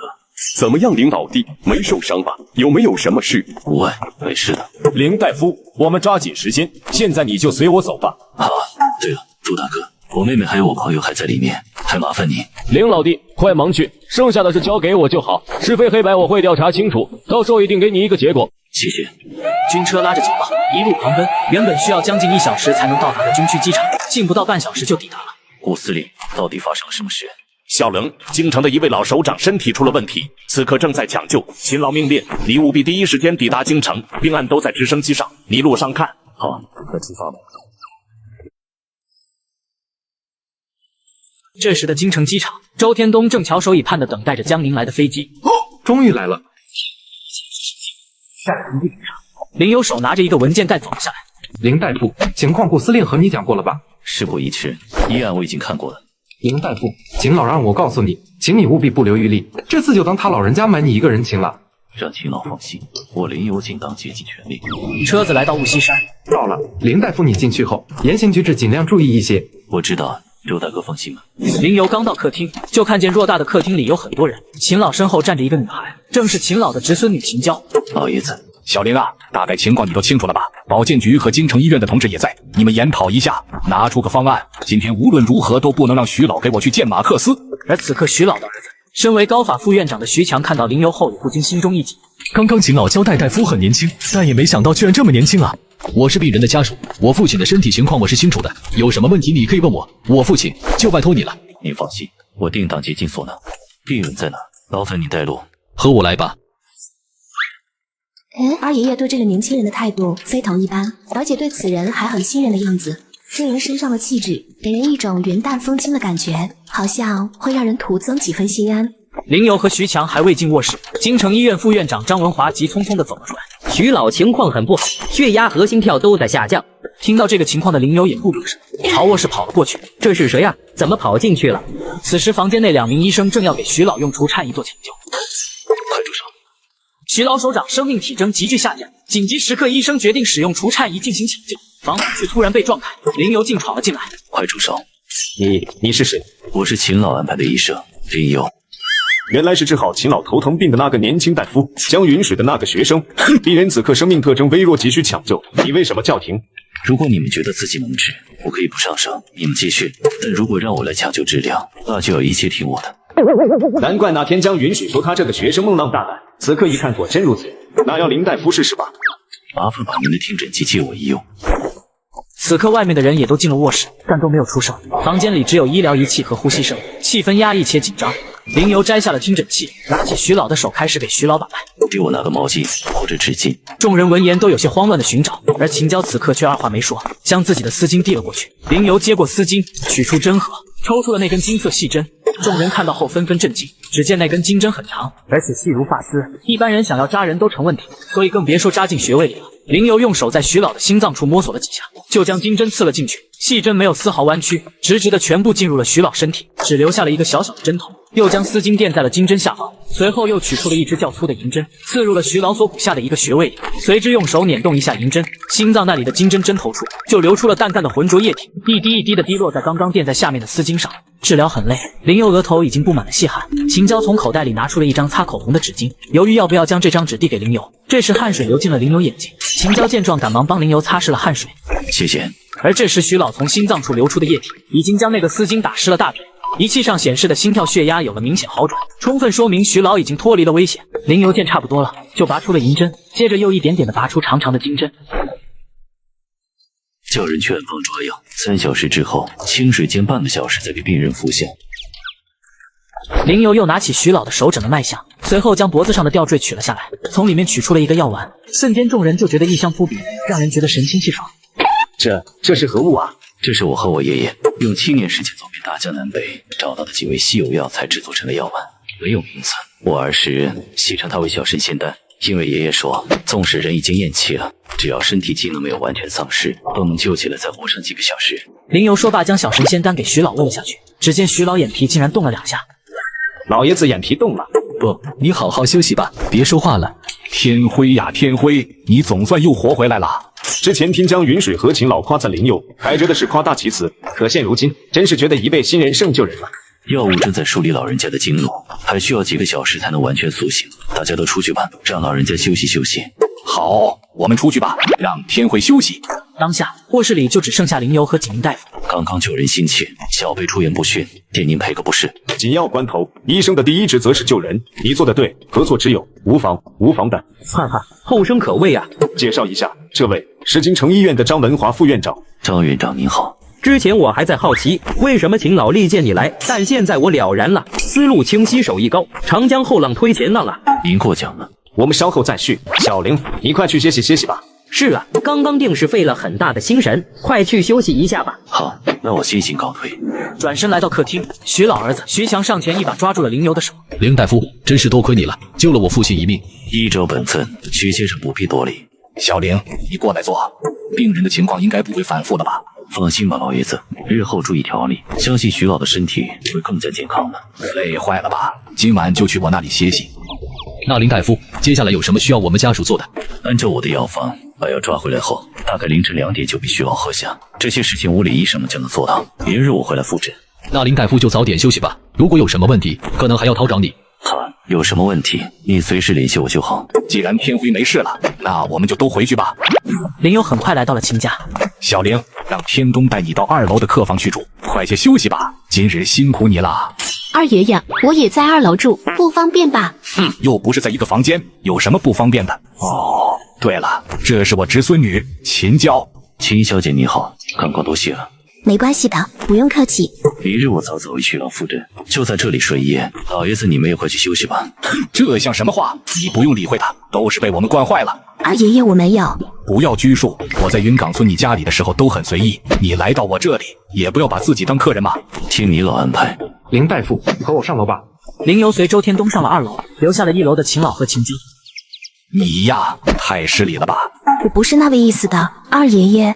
秦老见秦娇的脸颊浮现了一抹微红，突然心里产生了一个想法。乖孙女，你觉得林由这个人怎么样？什么怎么样？就是人怎么样嘛。医术蛮好的，二爷爷，我困了，不说了，我回去睡觉了，晚安哈。我觉得这小子挺不错的。这时客房的林友拿出手机犹豫了一下，还是给薛亚妍打了过去。喂，哪位啊？老徐，你们回去了吗？老林啊，你去哪了？打你电话一直关机，麦主任和杜局长也没对我们说你究竟去了哪里。小云担心的都哭了。我没事，就是来京城办点事。你们都还好吧？我们都好，麦主任和杜局长把我们接出来的，杜局又亲自开车将小云和默默诗雨送回的学校。你放心吧。没事就好。今晚受惊了吧？快睡吧。我倒是没事，只不过小云他们吓坏了，给小云报个平安吧。好，我知道了，老徐，早点休息。你也是。林游挂断电话后，给凌云发了一条短信：请平安，无昧无言，明日给你回电。中医讲究望闻问切，而林游只需一眼，竟将女人在娘胎里的事情都说了出来。秦小姐是不是常年失眠？纵使夜里睡下了，也梦多口干，浑身发累。哦，你怎么知道？手脚异常寒凉，纵使6月3伏，只要气温下降，就会全身发冷，带有心燥喜病，总想喝冰水镇静心神。自己身上的症状，建议林友所说的枫桃补差。这个病状我儿时就有，后来也曾找过中医调理，但喝过几副药也没有效果，也就习惯了。体寒的毛病应该是你在胎中就落下的病根。令堂怀胎时应该落过水，如果我没说错的话，令堂也有和你相似的病症，只不过区别于你的是，他不喜吃冰，遇到寒凉之物甚至会打冷战。此言一出，秦娇起了一身的鸡皮疙瘩。你怎么什么都知道？中医讲究望闻问切，望是第一步，看你的气血和脸色就能看出来，综合你的病状，再结合病理做分析，所以呢，大概知道令堂的身体状况。娇娇的妈妈在怀胎7个月左右的时候，失足掉到了公园的小湖里，万幸遇到了一个云游医生正好在场，及时的医治给娇娇保住了，但她母亲还是受了寒，没想到后来这个病根居然被娇娇从母胎里也带了出来。我能给你把个脉吗？当然可以啊。秦小姐出生后是不是得了很长一段时间的黄疸，然后又得了肝气，继而肝气发热不止？没错，娇娇就是在我这里出生的，我印象很深。记得那名云游医生当时救了娇娇妈妈后，说过娇娇出生后会发这2种病，还给开了个方子，说以备万一。没想到娇娇就真的发了这2个病状，于是赶忙试了那药方，吃了药后居然2天就痊愈了。这就对了，秦夫人露水着凉，婴儿不比大人，她出生后就导致了黄疸和肝气的发病，这就是为什么同样为寒，但秦小姐喜吃冰的原因，是因为肝气致使了脾胃受损，体有积热，多年来都寒热相接，开驱寒的药，但脾热就严重；开除热的药，可体寒就严重，所以变成一个无解之题。笑什么？我笑是因为知道那个云游医生给你开的方子里有哪一味药了。哪味药我都不知道，你怎么知道？秦椒。叫我干嘛？我是说，他给你开的方子里有一味药叫做秦椒。哈哈哈，小玲说的没错，全家人得知药方里有一味药就叫秦椒时，觉得是这个药材救了你的命，会给你带来好运，所以就给你取了秦椒的名字。不是，我叫了23年这个名字，今天我才知道，我居然是一味药材。哼，我不信。哈哈哈，这你有什么不信的？那药方我还留着呢，就在书房里。稍等。片刻后，秦老手持一张药方走了过来。你看啊，这不写着呢吗？灵油秦椒汤，秦椒12克。灵油和秦椒此刻眼睛都直了。我爷爷，你爷爷林广白，我爷爷的名字，字迹也是他的。我记得云岗村3鸡堂的匾额署名确实是林广白3个字。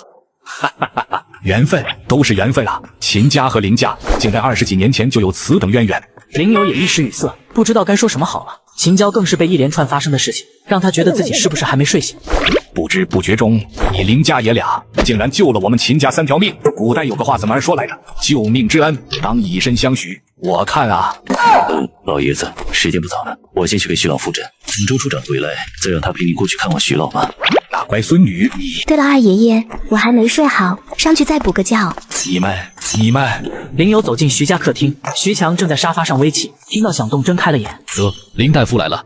徐院长也没睡吧？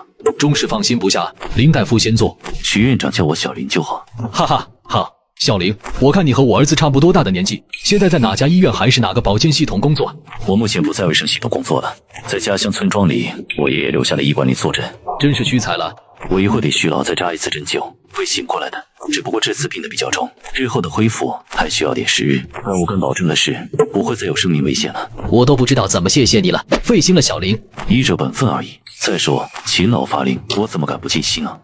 没有事功外交，不浮不躁，言语中还提起秦老，意思徐家要想感恩就感激秦老的恩情就好。这年轻人不简单啊！就在这时，只见一个年轻男人走了进来，正是京城衙内圈有名的花花少爷曹云飞。徐叔叔，我爷爷叫我来看看徐爷爷。这货怎么来了？是云飞来了。曹云飞此时也看到了沙发上坐着的林有。这是谁家的少爷？自己怎么没有印象呢？徐爷爷身体好些了吗？好多了，已经没有什么危险了。我爷爷昨晚惦记的一夜没睡，这不还没吃早饭呢，就让我赶快来看看。昨晚老领导都听到消息，连夜赶了过来，也没见你曹家来人。今天这话说的，难道还要我徐家尽你曹家爷孙多大的人情吗？替我谢谢曹老挂念，云飞你也有心了。您见外了，徐叔叔，咱们两家不说这客气的话，有什么我们能帮得到的，您尽管开口。这时秦老与周天东也走进了客厅，林由见状站了起来。秦爷爷好。哟，曹家小子也来了。哥，我爷爷让我来看望一下徐爷爷。说得好听，那他曹承显自己怎么不来呀？这个哥，我爷爷他告诉你爷爷，天辉没有大碍了，不用惦念，你现在可以回去了。徐爷爷没事了就好，那我赶紧回去向我爷爷报平了，他老人家还惦记着呢。那小辈就先告退了。走吧，咱们去看看你父亲。好的，秦伯，里面请。小林，你辛苦了。柳山镇镇长竟面色苍白地躺在商场中央，旁边还有几滩不明液体，围观群众却无一人敢上前。这时林由和秦娇竟凑了过去。林由，这人是怎么回事？您是急性胃出血。林由拔出一根银针扎在了男人的一个穴位上，随后打了急救电话，又给男人把了下脉象。外向极弱，有生命危险，只能靠针灸破阴险事件，等待救护车的到来。林由竟都说出了这话，恐怕这人已经被宣判了死刑。几分钟后，在林由的配合下，男人被抬上了救护车。你是患者什么人？我就是一个路过的大夫。那麻烦你和我们一起去趟医院吧，治疗需要缴费，以及你给病人做了急救，如果发生什么意外，也需要你配合我们做责任的划分。还没送到医院救治呢，你们就想到怎么划分治不好的责任了？搞什么鬼啊？你们哪家医院的？京城医院。我也开车一起过去。那路上注意安全。京城医院的急诊大楼前，救护车稳稳停住，众人合力将醉酒男子抬进了手术室。此时秦娇也赶了进来。怎么样，进去手术了？这位患者你认识？不认识啊。那你这么着急看他干嘛？对呀，我急什么啊？你都不知道我刚刚开的有多快。挺漂亮的，就是傻了点。嘿，我还不是担心你受欺负啊。这时就见另一头行色匆匆的来了几名交警。没错，就是他。大姐，什么情况啊？这是？我不是说了吗？为了追你们，你都不知道我车开的有多快。现在我好像知道了。多快？我们3个路口的交警同志都没追上你。这位女同志，你这不是开得快，你这是飞得比较低啊。不好意思啊，交警同志，她也是着急的救护车刚被推进去的，是她男朋友出车祸了，老惨了。这瞎话你也真敢编，你男朋友才出车祸了呢？虽然是出有因，但毕竟也是违反了交通规则，麻烦你配合我们到队里走一趟吧。交警同志说的没错，你先配合人家工作嘛。林由，你其心可诛。同志，请你配合我们工作。林由，你等着，本小姐和你势不两立。体格不大，脾气不小。这时手术室门上的红灯突然熄灭，一名医生率先走了出来。我们尽力了，胃已经严重穿孔，失血量太大，而且不是1天2天造成的，应该在得知自己胃穿孔的情况下还大量饮酒。如果我说的没错的话，他应该还能再活上1个小时左右吧。是的，已经治不好了，就算将胃切除了也无济于事。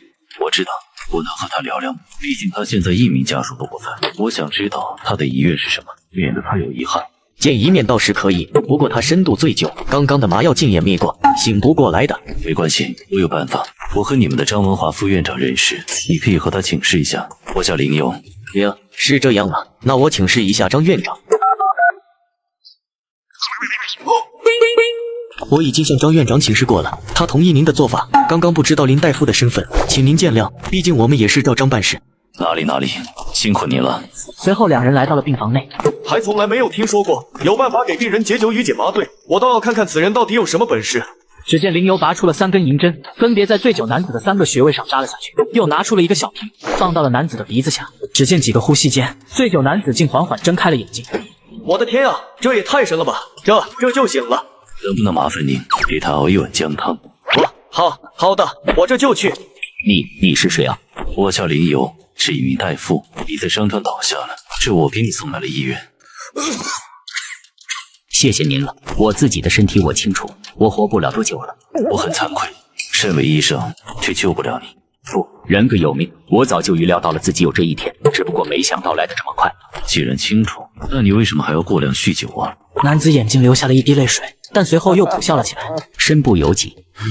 我叫沈帆，是柳山镇的镇长，抱着一腔热血从村书记干到镇长，可越干就越觉得不是想象中的那么简单。想带动村民脱贫，为了申请投资项目，我是从镇里陪小脸喝酒，喝到了县里，又从县里喝到了市里，最后告诉我在于部委的意见，我托关系找人脉才见到了部委的一个领导，我上来就是3大碗高度白酒下肚，然后才能聊正事。可在我喝到室里的时候，就已经检查出胃穿孔了。基层领导想真心实意的为老百姓办点事情，竟要把自己喝成胃穿孔。林大夫，您说您就不活我一人，您很惭愧。可我用了1年的时间，都没有救活我们镇的56000多村民，我更惭愧啊！你尽力了，你已经做了你能做的一切，付出了你可以付出的所有，甚至是生命，他们不会怪你的。别费力了，林大夫。沈凡虚弱的喘着粗气，慢慢的开始进气少，出气多。我刚参加工作的时候，给自己立了一个座右铭：安得广厦千万间，大庇天下。韩氏句婚言，现在这个座右铭还没实现呢，就要成为墓志铭了。沈凡说完最后一个字，再也没有了呼吸，可眼睛却死死盯着天花板，未能闭上。林游此时心里说不出的滋味，他合上了沈凡的眼睛，久久未语。协调完一切，已经是深夜。林游心情凝重地走在路上。一个30几岁还没成家立业，将一生都奉献给了自己的信仰，却换了这样荒唐的下场，他又有什么错呢？本以为用自己的医术能过救世，可沈凡算什么？沈凡也在救人，甚至在救几万人的几代人。这一刻，林游心里萌生了一个让他都震惊的想法。他想从政为官，他想救更多的人，他想让更多的年轻干部拥有广厦千万间，他想让更多的底层百姓去欢颜。虽千万人吾往矣。上车吧，林大夫，请老让我来见你。身为柳山镇镇长，却每天都酗酒助兴，甚至胃穿孔也依旧如此。原来男人喝酒是为了带动村民脱贫申请项目，最终年仅30却因急性胃出血离世。林游决定继承男人临终的遗愿，回到木西山秦家，只见秦娇快步迎了过来。你个王八蛋终于回来了，等小姐好心好意去找你，你居然帮着交警给我送到局子里啦，我和你势不两立。秦大小姐，我给你道歉还不行吗？你把谢谢放下。姑奶奶这辈子就没受过这种气，我的驾照还被吊销了3个月。我给你当司机3个月很快的。可我可不敢用你当司机，谁知道你还会不会陷害我？你也消气了吧？快让小玲进来吧。哼，二爷爷，您现在都不疼我了，越来越偏心林游。怎么会呢？小玲，你进来，我得批评批评你，怎么能惹我家娇娇生气呢？咱俩没完，你不拿出点诚意来呀？有诚意，肯定有诚意的。一共2个药方，一个是调理你体寒之症的，一个呢是治理失眠的。这回能消气了吗？消一半。好了，和我说说，你救的那个人现在怎么样了？已经过世了。此言一出，在场的所有人都大吃一惊，他们想不到在林游的手里还能有人救不过来。怎么会这样？几个小时前还是鲜活的生命。我抢救他的时候就已知道结果，他的病拖得太久，救不活的。世事无常啊！其实他本可以不用死的，他也可以拥有一个健康灿烂的一生的。哦，怎么讲？林游接着就把沈凡的故事一五一十的说了一遍。荒谬！我都不知道现在还有这般严重官场文化，没有想到这种不正之风已经能够杀人了。小昭向组织部汇报调查，如果此事属实，让河东省以烈士待遇照顾这个镇长的家属。人不能白死，心也不能凉了，还有无数个基层干部看着呢，这股热血不应该被不正之风给浇灭。是首长，我替这位沈镇长谢谢您了。我要是能在年轻20岁，一定把这股歪风邪气杀灭掉。可惜姥姥，可是你还年轻。我没做，他自己做不好。谁生来就会做官？你是生下来就会治病的吗？拿出你施诊下药的那股子自信出来，就没有做不好的。可是秦老，就这么定了，我来安排。对了，徐老已经好转了，你一会和我去拜访一下。好，什么时候回江宁省？就近吗？已经离开好几天了，得回去看看了。况且我爷爷1周后3周年忌辰。好，处理好手里的事。1周后，我让天东联系你。此时林游从脖子上摘下了那个吊坠。老爷子，这个小神仙丹还剩下一个，你留好，我才安心。你有心了，我希望您老永远用不上它。生老病死，人生常态。你已经给我了一个免死金牌了，我也不能再奢求什么了。你要回江宁省了？对呀。我也该回临江省了，正好顺路，要不一起？江宁和临江虽说是邻居，可你直飞临江省的长垣市，我直飞渔阳市，哪里顺路啊？哼，我说顺路就顺路，开车回去不就顺路了吗？开车，大姐800多公里的。谁昨天说要给我当司机的？怎么不认账了？其实秦娇是想让林游和他去一趟临江省，给他奶奶和妈妈看看病。行，你也不怕坐这么久的车，给腰坐坏？也不用我开车，有比我惨的，我怕什么？第2日，秦老与林游一起去了徐家，徐老的身体已经恢复了很多。老哥哥，你又救了我一次啊，又让你费心了。你我之间无需说这样的话。小林大夫，多谢你救了我老头的一条命啊！是您老夫大命的。常言道，经此一难，必有后福。林老日后定会身体康健，福寿绵延的。哈哈，老哥哥，你可捡到一块宝了哟！冥冥之中都是定数。小林是个福将，良将常有，福将难求。江山代有才人出，一代新人换旧人。对了，耀祖没有回来吗？徐耀祖是徐老的孙子，徐强的独子。我爸发病当晚就嘱咐我不要通知他，怕影响他工作。不过还是有人说漏了嘴，现在应该已经在回来路上了。你呀，老顽固！如果那日你真有个3长2短，耀祖不得遗憾一辈子啊！回到秦家后，秦娇已经收拾好了行李，随时准备出发。小白眼狼，你就这么急着走啊？我会常回来的吗？女大不中留哦。你呢？什么时候再来看我这个老头子？会常来的，把这里当成自己的家一样，得空了就来住2日。我记住了。2个猴崽子，滚蛋吧，让我消停消停。儿爷爷，我会常回来看您的。注意安全，记得报平安。行驶在下山路的时候，迎面来了一辆 SUV。快，停车，停车！怎么？我朋友。对面车辆停稳后，下来一个男人。徐大检察官，你这几年死哪去了？来人正是徐老孙子徐耀祖，政法大学的高材生，毕业后分配到河东省检察院做检察官，年纪比林由稍长2岁。小娇啊，你什么时候回来的？我是回来给徐爷爷贺寿的。这时徐耀祖看到了车上下来的林由。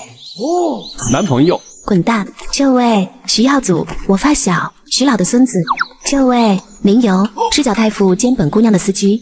原来你就是林大夫，我爷爷的病，多亏你了啊！本还打算上门向你致谢的，没想到在这里遇到了。你客气了，应该的。你们这是去哪？我回临江，他回江宁。我还想着要当面谢谢你呢，再住几日吧，让我尽一尽地主之谊。耀祖哥的盛情，我记在心里了。但这次来的匆忙，江宁还有些事我还惦记着呢，就不再留了。等日后再聚。既然您老弟都这么说了，日后有空的话，欢迎你去河东找我。一定。随后3人分开，一辆车上山，一辆车下山去了。拆迁现场发生激烈打斗，上面要求3天之内查清此案，但负责人一口咬定是工人的个人行为，就连口供都一模一样。就在省委大秘和公安局长束手无策之时，幕后操纵者来到了酒吧汇报。夏总，您能大驾光临，我这李鹏必生辉啊！大彪呢？彪总在楼上办公室呢，早就恭候您了。您请，您请。光头听后就迈步带人走了进去，留下2个保镖守在了酒吧门口。这时突然一辆跑车开了过来，下来一个年轻男人。谁的车挡路了？挪移一下。服务生悄悄看了看那2名保镖，没敢出声。哎，我和你们说话呢，谁的车挡路了？你们听不到吗？此时酒吧楼上办公室里，光头夏总摆弄着手里的文玩，对面坐着一个强壮的寸头男人。阿彪，事办得不错，我手下的人都有分寸，一条人命也闹不出来的，但是伤筋动骨是难免的了。狗屁的宏发建设，敢来老子地头上抢生意！我通过关系打听了，说宏发建设幕后的大老板要来渔阳，龙哥怎么办？你说话。到了渔阳市，是龙他得盘着，是虎他得窝着，敢在我头上动土，天王老子来了都得挨2耳光。如果他敢有什么动作，就给他埋在渔阳。明白了，龙哥。而此时门口的情况已经到了白热化的状态。都是哑巴吗？听不懂人话是吧？小子，你这是在玩火。原来不是哑巴，看来是聋子。好好和你们说话听不见，非等着我动手是吧？我看你是真不知道死字怎么写啊！打本少爷，我活这么大你是第一个，好样的，你等着。我在大学城酒吧挨打了，你们给我赶紧过来。叫人来，来一个我打一个，来2个，我费你们1双。这时只听见一阵汽车发动机的轰鸣声，几辆超跑停在酒吧前的路边。虎少，谁啊？敢他喵的打你？就这2个王八蛋！你他喵的活腻了吧？几人说着就冲了上去，对那2个黑衣保镖就拳脚相加。服务生见局面大了，赶紧跑进酒吧报道去了。彪总，不好了，楼下打起来了。毛毛躁躁的，没看见我屋里有贵客吗？再说打起来不很正常吗？他们就是和夏董的保镖打起来了。什么？下去看看。此时楼下那2名保镖已经被打得不成样子。酒吧里的保镖见到这一幕，没有犹豫，抄着家伙就冲了上去。而此时路过的林友2人也被吵闹声吸引住了目光。前面好像打起来了，帮忙报个警吧，这都打成什么样了？这时阿彪从酒吧里走出来，几个年轻男孩已经被打得站不起身来。谁先挑的事？彪总，就这小子用拳头砸夏董的车，还打电话摇人。阿彪伸了伸手，保镖递了一根棒球杆上去。说哪只手砸的车？彪总，就这只。踩住他的手。怎么办？你救救他吧。你在这里等我。就在阿彪的球杆即将挥落之时，林游突然掐住了阿彪手腕处的一个穴位。你他喵的谁啊？得饶人处且饶人，你没把他打成这个样子了，算了吧。你算哪根葱？你要是也想死，我可以成全你。放手，孙开往。我说算了吧，可以吗？我也告诉你不可以，小子，盘盘道，轰哪的？你不知道我是谁吗？咱们混的不是一条道，你是谁？我也没兴趣知道。这是天龙集团的场子，夏大龙夏董现在就在楼上。你给夏董一个面子，也给你自己一个机会，放手。你给你自己这条胳膊一个面子，也给这几个年轻人一个机会，做了他们。妖董，放他们走。这位大哥，谢了。快走吧。虎少等人上车后就前往这呼啸而去，一边开车一边哭着拨通了电话。哥，我挨打了。开出很远后，虎少将车停在了路边。虎少，怎么停下了？我哥说他替我出这口气，那个大哥救了咱们不能把他丢下自己跑了，这事办得不讲究。你是说天哥？就在这时，一脸愁容的市局局长杜恒电话响。天总，杜局，别说弟弟不帮你，大学城酒吧，我弟弟被夏秃子的手下阿彪打了。什么？虎少被夏秃子打了？奶奶的，无法无天了！我这就亲自带队去，全体集合，大学城酒吧，10分钟内给我赶到。此时挂断电话的天总面前坐着一个抽着雪茄的一个中年男人。常总，这口气小天替你出了，但我弟弟还是个孩子，这个委屈可不能白受啊！好，小田，你是个做大事的人，我在临江的那个项目就交给你了。那就谢过常总了。而此时林游还在和阿彪等人僵持着，他在等警察赶来。朋友，能放开我了吧？急什么呢？这时警笛声从远处响起，2辆警车停了下来。把手放开！林游可是吃过一次亏了，所以这次并没有放手。急是我罢了，你先把他们控制起来，我再松手。还敢讨价还价？快松手，要不然我们将采取强制措施。你是这里的骗警吧？少废话，放手！果然如此，既然能在这里开酒吧，陷阱又怎么不被他们打点好呢？让你们杜恒局长来，我再放了他。好嚣张啊！还要电我们杜局，我他娘的都没见过杜局两面，赶紧松手，不然我们立刻采取强制措施。现在警告你，警告1次，警告第2次，警告第……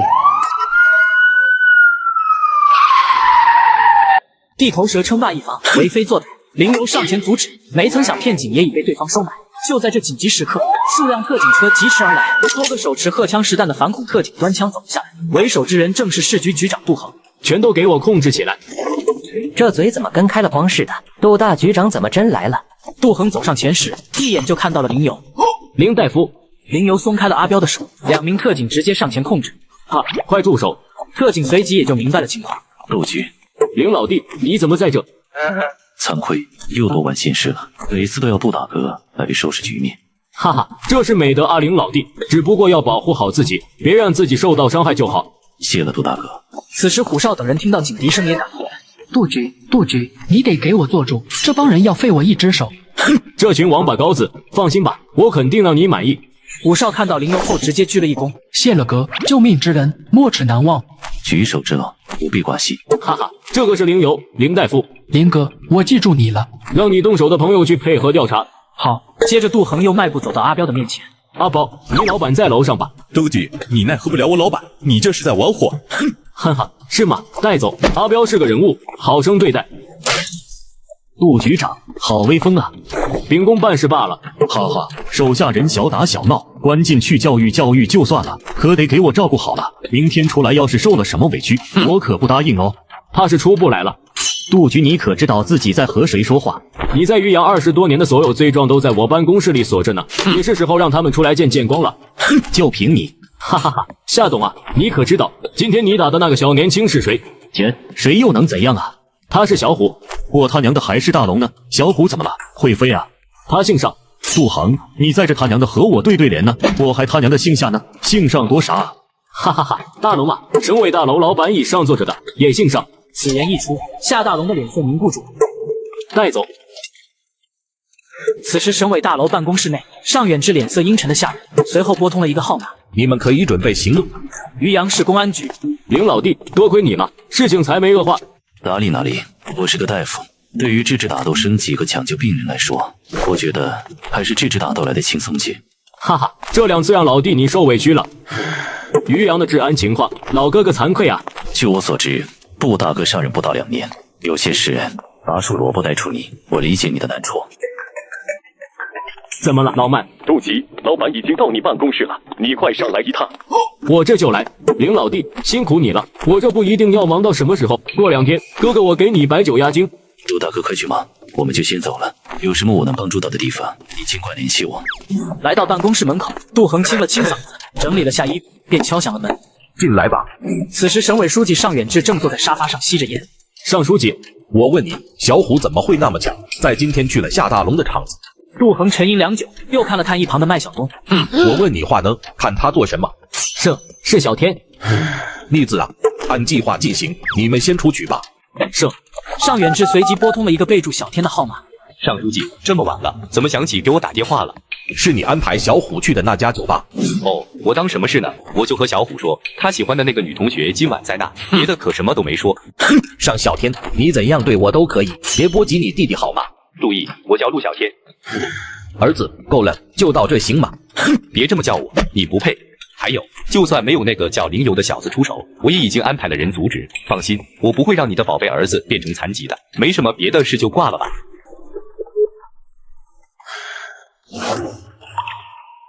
林游和秦娇来到宜山别墅的时候，已经将近夜里11点了。车我给你留下，我打车走。你去哪？去我朋友家。那你把车开走吧，明天来接我。你不是说要在这住几天吗？我明天要回村里看看了。我明天也和你回云岗村。不是，秦大小姐，你来真的呀？本小姐言出必行，明天别忘了来接我。秦娇走进别墅书房内，只见一个中年人正在闭目养神。小舅舅，我可想死你了。背腰，舅舅最近腰疼的厉害，没法迎接你了。您的腰伤还没好啊？老毛病了，哪那么容易好？那得空我请林游给你瞧瞧。就是刚刚送你过来的那个吧？小舅舅，你怎么还偷看啊？哈哈，我可不是偷看，我是光明正大的站在那看的。这小子有什么过人之处，让我宝贝外甥女这么青眼有加？也没什么，就是蛮真诚的，是个值得交的朋友。就只是朋友吗？小舅舅，你想什么呢？就是朋友。朋友就好，以你的身份，和他只做朋友最好。听到这话，不知怎地，秦娇心里突然有点落寞。您不是说来渔阳处理什么事吗？处理好了吗？已经处理完了，小事。那就好。江宁省开展扫黑专项行动，林游协助警局打响第一枪。随即，中纪委已在省委大楼守株待兔。此时，江宁省政协大院，一个中年男人走了过来，脸上的表情写满了心事。钱主席早上好。钱主席平时可是状态十足的，今天怎么蔫头耷脑的？来到楼内，钱主席一下子冷汗就打湿了后背，因为自己的办公室里站着几位中纪委。钱副主席，我是中纪委第7巡视组副组长，我叫唐家印。这时，办事员拿出了一张红头文件的批捕函，请你配合我们走一趟吧。钱副主席眼前一阵眩晕，2名人员上前架起了他的胳膊走了出去。随着钱副主席的落网，省里乃至下面的市县里也都有一些中高层领导在同一时间被纪委带走。此时，林游再次来到了魏书阳的家。你个猴崽子，没回云岗村？出了点岔子，没回去。哦，怎么了？京城的徐老病危，秦老给我叫京城去住了2天。徐天辉？对，他心脏不好，这次也是心脏。您老记性真好，心包积液又导致心包发炎。徐将军和秦蔚山将军都是好人，但同时也是旧伤最多的。你把小神仙耽累他了。不吃的话，怕是救过来了也支撑不了多久。那你应该还剩1颗吧？那颗我给秦老了。哎，猴崽子，你换新手机了？对啊，之前手机拍视频有点模糊，就换了台新的。那你那台旧的呢？旧的 iPhone 13，大人第一时间找准准什么回收了，买了2500多。他们家价格公道，打击又快又干脆。现在传统不只收手机，就连运动相机这种摄影器材，还有 LV 包和腕表之类的奢侈品都能回收。趁着旧的还值钱，赶紧找出来回收就对了。你倒是大方，一共就3颗，如今就我这里还剩下1颗了。我看你哪天如果发生什么意外情况，谁来救你自己？都是对我极好的人，给你们值得。只可惜我爷爷没能用上，我不想让我爷爷的遗憾再次发生在你和秦老身上。看来秦将军对你还不错，你小子无事不登3宝殿，有什么事说吧。什么都瞒不过您老，我打算换一种生活，我想入世。京城一趟，怎么思想转过弯来了？我彻底懂得了你所说的“就一人为小山，就一方人才为大山”的道理。你终于开了窍了。这条路很难，布满泥泞，但你是我看着长大的，你的心我懂。大胆去做吧，老头子我还能再呼你几年的。李老什么时候这么肉麻了？臭小子！我想有屁快放！我离开云岗村后，3期堂就没人坐诊了。我想请你每周去做2天诊。我就知道你没憋什么好屁，就能折腾我这个退了休享清福的老头子，行吗？倒也不是不行。那个，你安排小云和魏硕吃个饭。老爷子，卖妹妹的事我可不干。臭小子，魏硕差哪了？高材生，年薪又不少，给你当妹夫委屈你了。小云不喜欢魏硕那种类型的。魏硕什么类型啊？书呆子呗。你个猴崽子！我爷爷说的，要不你去问问我爷爷同不同意。那个老东西，我提了10几年亲，他都不同意。临闭眼的时候，我还问过1次呢。是，导致我爷爷最后的一句遗言是滚你老母。你个猴崽子！魏爷爷，强扭的瓜不甜。你不就是喜欢凌云吗？我当你魏家的孙媳妇，她也孝顺你的。但你现在搞这种包办婚姻搞的，她都不敢来看你们了，何苦呢？那坐诊的事再说吧，今天我必为谢客了。您就刀子嘴豆腐心吗？这事就算定下来了，行不？实在不行，我晚上让我爷爷来和你说道说道。滚！下周2是那个老东西的3周年，你来接我。知道了。此刻尚远志坐在办公室里，正在陪一位60几岁的男人喝着茶。我是龚德生，龚组长，名单上的人已经全部批捕，请您做下一步指示。就地审讯，神娃漏网之鱼。随即，尚远志也拿起电话拨了过去。行动！省公安厅、省检察院、省法院、公检法联合执法行动迅速展开，对全省涉黑、涉黄、涉赌等全国状况情况的对抗展开先抓捕后围剿逮捕方案。江宁省医院病床上躺着的正是被纪委带走的江宁省政协副主席钱磊。这时，中纪委第7巡视组组长龚德生以及副组长唐家印走了进来。领导，怎么样？医生说没大碍了，但人还是昏迷不醒。那是什么引起的？医生说有什么办法吗？医生说可能是脑梗塞压迫了脑神经，医生已经拍了 CT 和核磁，说有结果了会通知我们。钱磊是本次行动的最重要一环，让医生奋力治疗，实在不行从京城派专家来，也要把他搞醒。是，领导。就在这时，门外又走进了几人。哦，是尚书记啊，情况怎么样？那名巡视组组员就对尚远志解释了一下目前的情况。尚远志听后也不禁头疼。老板，林有林大夫还在渔阳呢。哦，好，那快给小林打个电话，请他来给看看。是，明白。中纪委联合省厅开展扫黑除恶专项行动，重要保护散落网却陷入深度昏迷，众位领导却束手无策。这时，省委书记却请来了林友。小林，心图你了。哪里？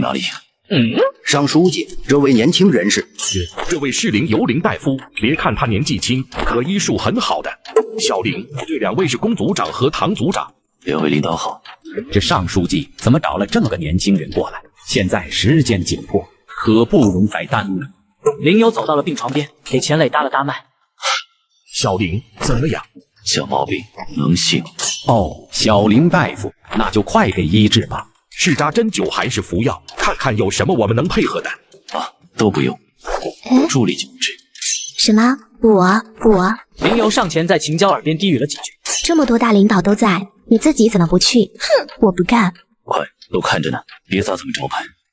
林友，你就害我吧。说罢，秦娇还是按照林友的吩咐走出了病房。这一幕搞得所有人都一头雾水。林大夫，有什么我们能效劳的吗？不用，马上就好。话音刚落，只见秦娇端着一盆水走了进来，没等大家反应过来，瞬间给钱磊来了一个透心凉。装睡的人谁都叫不醒的，但水能浇醒。原来这钱磊居然是在装昏。钱磊，我劝你看清现状，用这么幼稚的手段也是逃脱不了制裁的。领导，我交代。哈哈哈，小姑娘神医啊！小林，昨晚谢谢你了。你昨天在酒吧门口救得上小虎，正是犬子。我还真不知道，小虎没事就好。我也是恰巧路过，你不必挂心。而这时的省公安厅指挥部，公安局长杜恒走到了省政法委书记兼公安厅长面前。蒋书记，夏大龙全撂了，他的保护伞是……别吞吞吐吐的，直说是他。就是杨副厅长。在我的眼皮子底下出了这么一个害群之马，让控制杨国藩的人现在就行动，把他给我带回来。是，蒋书记。而此时，公安厅常务副厅长杨国藩在家中坐立难安。在昨天夏大龙落网的同时，领导就将他放假在家了。领导救我，我被盯上了，前副主席也失联了。自己平时放松警惕，让下面一群蠢货嚣张跋扈引起注意。这次是京城去的人，现如今谁都救不了你了。领导，我还能做事，救救我吧！不要再给这个号码打电话了。不要和老板通话，老板没空。你就不怕我把你们供出来吗？你可以试试，你儿子在奥国读大2了吧？放心，我们帮你照顾着。该说什么不该说什么，自己掂量清楚。杨国藩拿着电话迟迟没有放下，眼神空洞地看着前方。而此时他家楼下的一辆车里，一名中年人接完电话后，拿起了对讲机，动手。10几分钟后，杨国藩被从家中带了出来，押上了警车。而远在京城的一座庄园里，一个年近70的男人坐在书房里，拨通了一个电话。钱磊和杨国藩都被批捕了，我还真小瞧了尚远志，江宁省这条线先断了吧，别顶风来。风筝不重要，重要的是放风筝的人手里握着的线。江宁的水太浅，把重点放在河东省。对了，让钱磊和杨国藩别胡说八道，都老大不小，有家有室的人了，让他们嘴上有点把门的。而此刻，在江宁省的全省领导干部会议上，政法委书记蒋龙走上讲台。据本次行动作出以下汇报，我们这次在中纪委同志的配合下，对以原江宁省政协副主席钱磊、原江宁省公安厅常务副厅长杨国藩、原余姚市检察院副检察长韩亚明等为首的违法违规违纪官员进行了依法审讯，全部具体罪状现正一一深入调查之中。根据中央指示，我们将对其严重打击，严肃处理，坚决不放过任何一个危害我省千万人民的毒瘤。保护伞。汇报结束，在场的所有大小领导干部皆是低头不语，气氛低沉到了极点。我上任江宁省不足3年，没来到这里的时候，就听闻了江宁省的治安状况堪忧，不正之风疯长，所以我足足准备了2年，才整理好材料，对此歪风邪气开始做最后的尖角打击。在座的你我，可能3年5年后被调离这个岗位，去往其他地方。可老百姓呢？老百姓是要在这片土地上生活几代人的，我们踏踏实实的坐在这个位置上吃1年老本，就有一大部分老百姓要在田间的头上受苦10年来弥补差距。人无远虑，必有近忧啊！同志们，我希望大家能够先不要想着自己的政绩，多拿出点利国利民的成绩，不要先想着怎么升官，而是先想想怎么为老百姓突破难关。经济强则国家强，民生安则国家安，莫忘初心啊！我话尽于此，接下来看各位同志的表现。如果再有歪风邪气传出，或有懒政、霸政、庸政、蠢政等领导干部存在，我也绝不姑息。这次行动当然也有劳苦功高的同志，该论功行赏的也要论功行赏。各部门将本次行动有立功表现以及积极先进的集体或个人具体上报上来。各位辛苦了，散会吧。台下可是又一阵掌声雷动，站起身目送台上的几位领导离场。扫黑行动灵由就请关键人物，升职为省卫生厅副主任科员，随后受邀来到未婚妻家给丈母娘会诊。常阿姨好。早就听闻小林你医术高超，还治好了娇娇二爷爷的头疼病，连上了我呀。您过奖了，常阿姨，我先给你瞧瞧。这一路过来，这还没让你多休息休息呢，实在麻烦了。无妨的。常阿姨，你把手放上来，我先给你把脉。好。林由抬手搭了上去，细细地感受着脉象。您的病症我之前给请教把脉的时候就看出个大概了，就是运势患了寒症。我一会儿给你扎上几针，再开一个方子，你就痊愈了。这可谢谢你了，小林。这个老毛病让我受了20几年的苦，每逢月事时有疼痛难忍。我知道，以后就会好些了，您放心。常阿姨，穴位在腿上，您方便把腿搭上来吗？好，可以。林由取出针盒，拔出银色细针，用手指找了找穴位，然后在常文锦的小腿肚处的足三里穴上扎了进去。可以了，你最好日后用一用艾灸疗法，会事半功倍的。辛苦了，小林。不对呀，我和我母亲不都是寒症吗？为什么你没有给我针灸过啊？因为你的病症比较复杂，扎一次针是不够的。我给你推荐一个人。啊，是谁？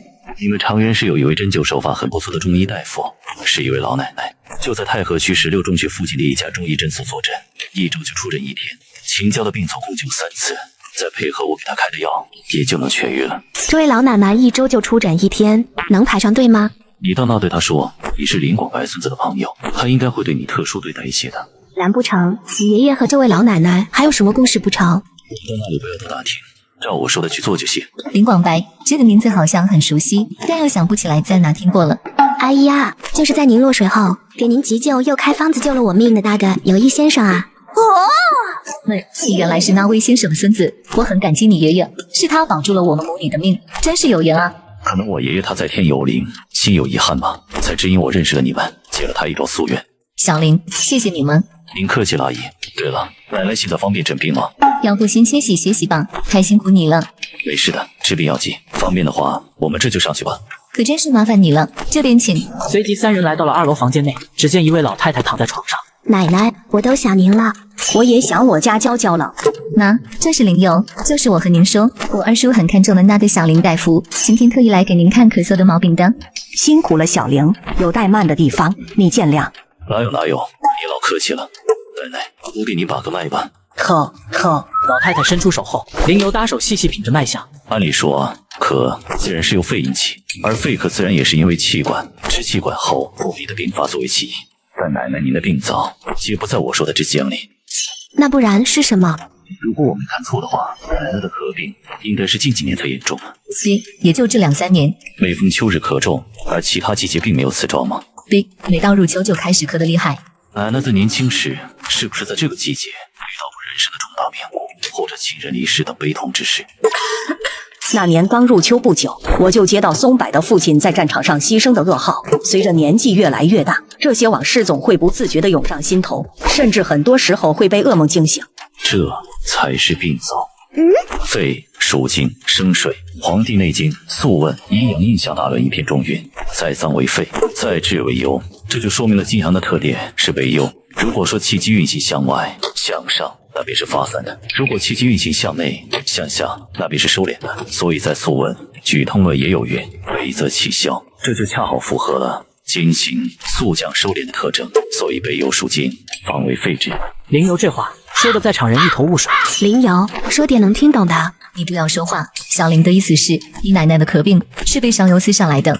他阿姨说的没错，你们有没有发现，在我们刚进房间后，奶奶高兴的聊天时，没有一声的咳嗽传出，而在我提起了她年轻时悲伤往事的时候，她又剧烈咳喘不止。就是说，奶奶的病是因为想起她年轻时悲痛的往事，以及想起我爷爷才引起的，和秋天不秋天的没关系呗？和秋天也有一定关系，毕竟临江省秋季气候干燥，在24节气中，立秋也属金，两者巧合的碰到了一起，所以奶奶的咳喘才更加严重。竟没想到我这病居然是被自己胡思乱想出来的。往事终究都是往事，为了自己的身体，也为了这些惦记关心您的晚辈，不能再这么年年忧思悲痛下去了。好，我听小玲的，尽量不去想了。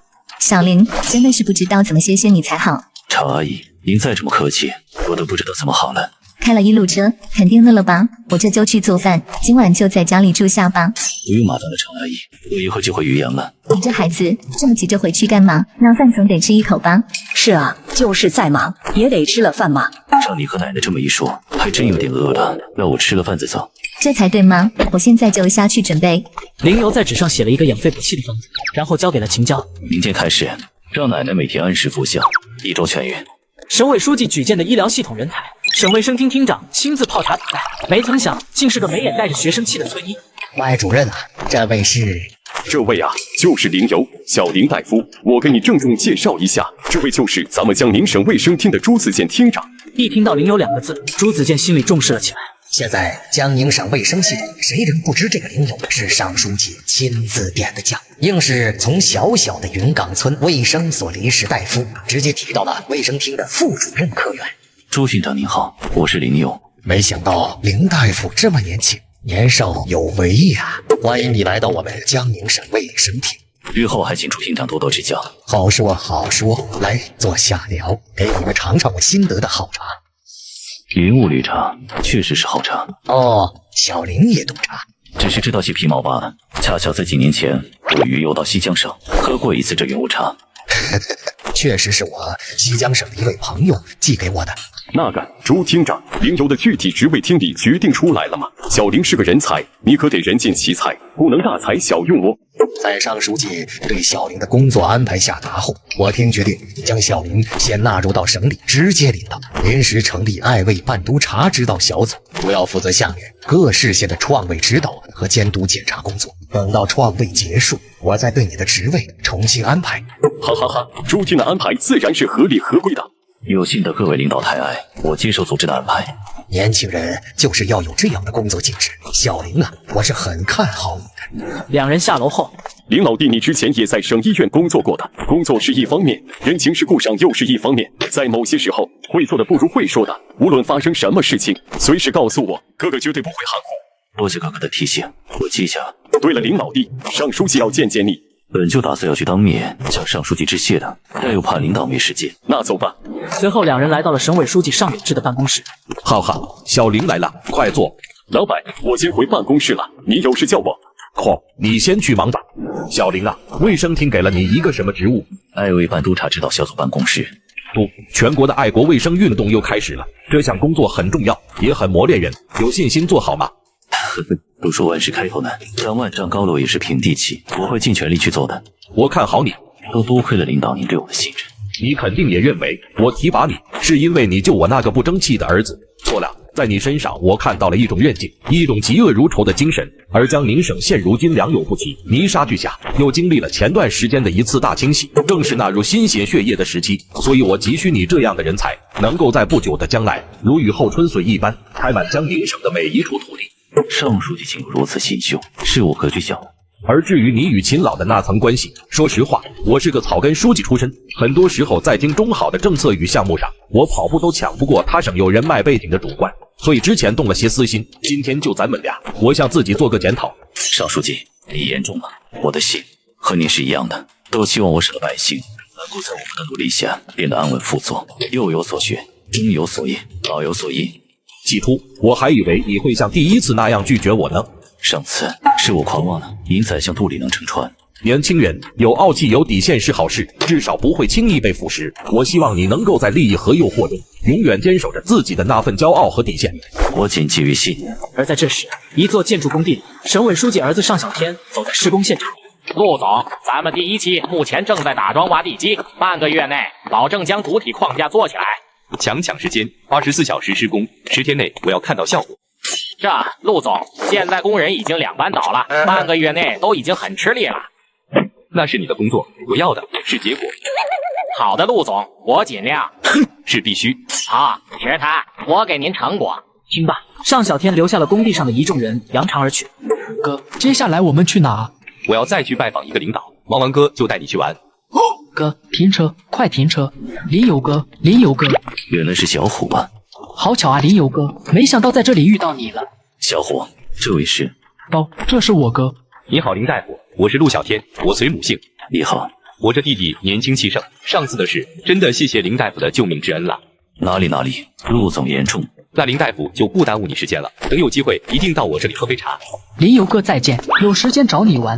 尚小天看着林游走远后，拿出了手机，给长垣市委书记白万江打了过去。白书记，我到了。门口做个登记，进来吧。好。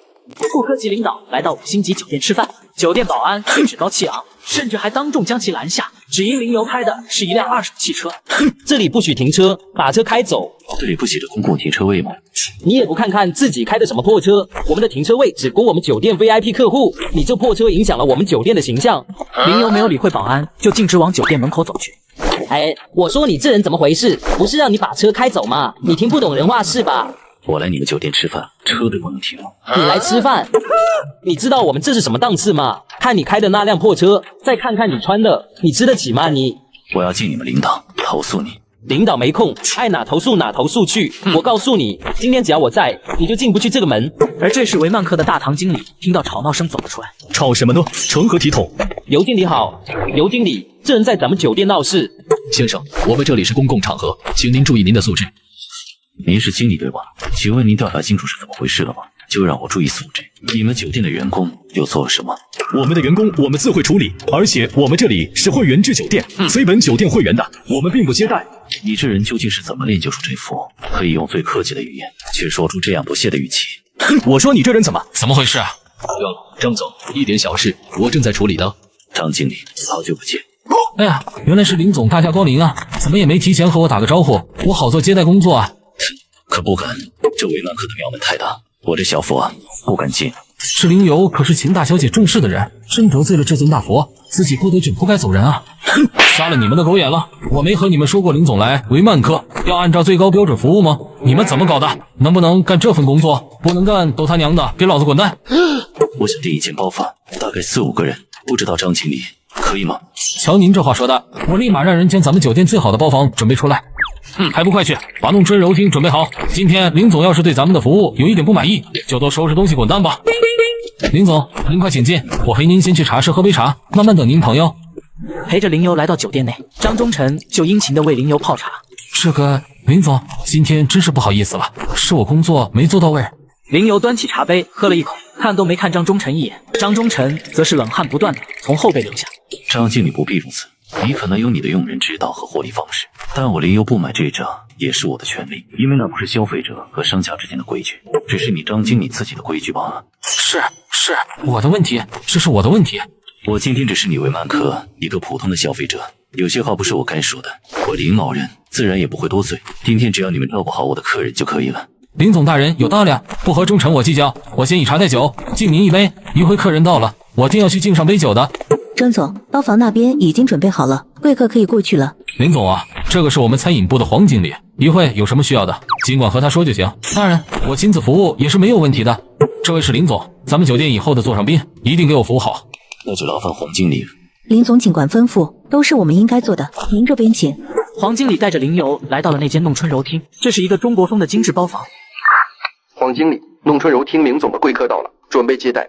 好的，收到。李总，您的客人到了，我先去和厨房通知一声，您迎接客人吧。好，辛苦黄总了。应该的，应该的。不一会儿，就见省委大秘麦晓东、市局局长杜恒和薛亚岩一道走过来。哈哈哈，林老弟客气啊，说句不怕你们笑话的，这享誉江宁省传说中的黑卡维曼克16楼，我来都没来过。嗨嗨，这可真是让林老弟破费了。你们就别打趣我了，快进屋。进屋后，主座的位置争执半天，谁也不坐，于是就将主座空了出来。就在这时，维曼克经理张忠臣走了进来。我说林总请的是哪几位贵客呢？千叮咛万嘱咐，我一定要把服务做到家。原来是杜局和麦主任没能下去亲自迎接，忠臣失礼了，杜局和麦主任莫怪。没想到这维曼克经理张忠臣亲自前来敬诊，而且言谈之中还不以言表的拍林游马屁。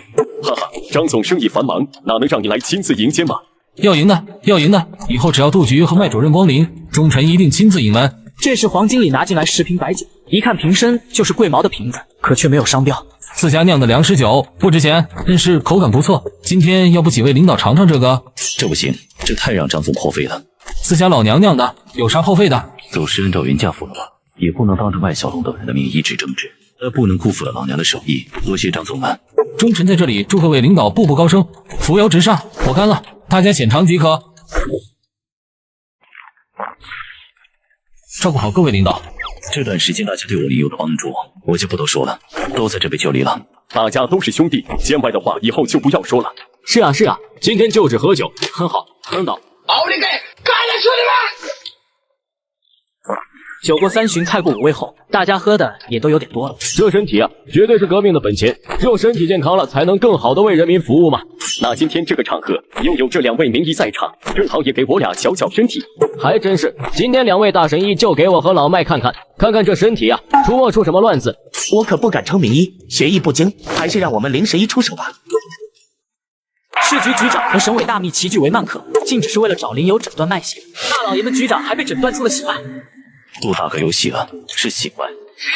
林老弟你就取笑老哥我一个大老爷们怎么还能是喜脉呢？你可不能欺负我不懂医啊！我没看错的话，真的是喜脉就要生了。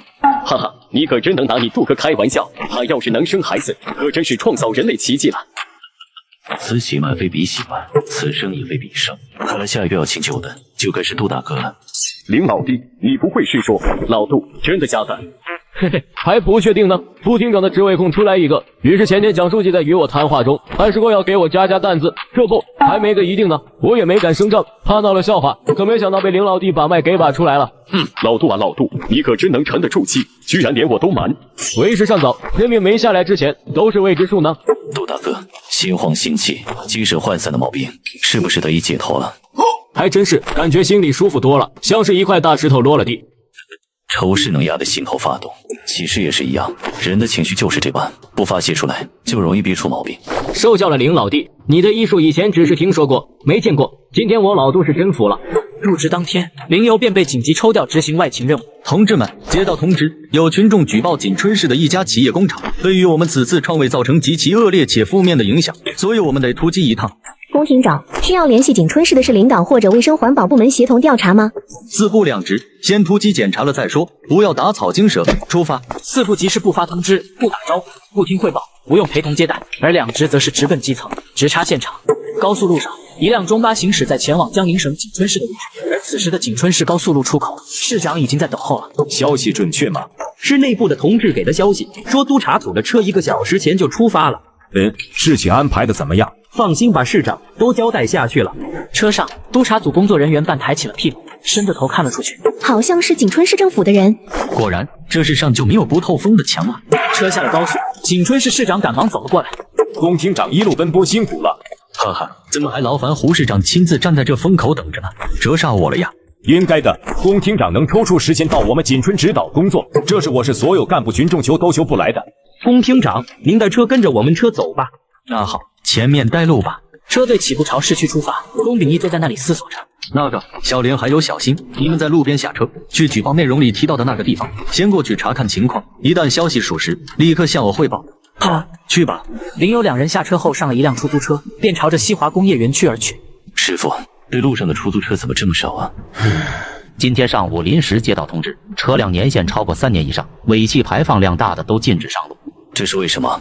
还不是让创卫搞的，每年创卫都要来上这么一阵子，鸡飞狗跳的。可创卫是一件利民工程啊，怎么大家都对这件事的怨念这么重呢？是不是利民工程我不懂，但已经严重影响我们的生活了。我媳妇的工厂停工了，没了工资。我老妈单位现在更是离谱，每天拿1个小生来称他们负责路面的落叶和灰土，说超过标准的还要罚款。你们说这日子还怎么过？锦春是一家果汁厂，一名工人急火火地跑进了总经理办公室。严总，大事不好了！鬼叫什么？怎么了？严总，刚刚有附近的村民过来闹，说咱们的果渣河排放的污水污染了他们村里的小河，现在村民举报了，工商局和环保局的人一会就到了。什么？带我去看看。赶到现场后，只见几名村民正聚集在小河边。就是他就是果汁厂的老板。你知不知道，这条小河是我们村里人每年春耕灌地用的，现在污染了，长不出庄稼，你得负责。大家听我说几句。你要说什么？你有什么可解释的？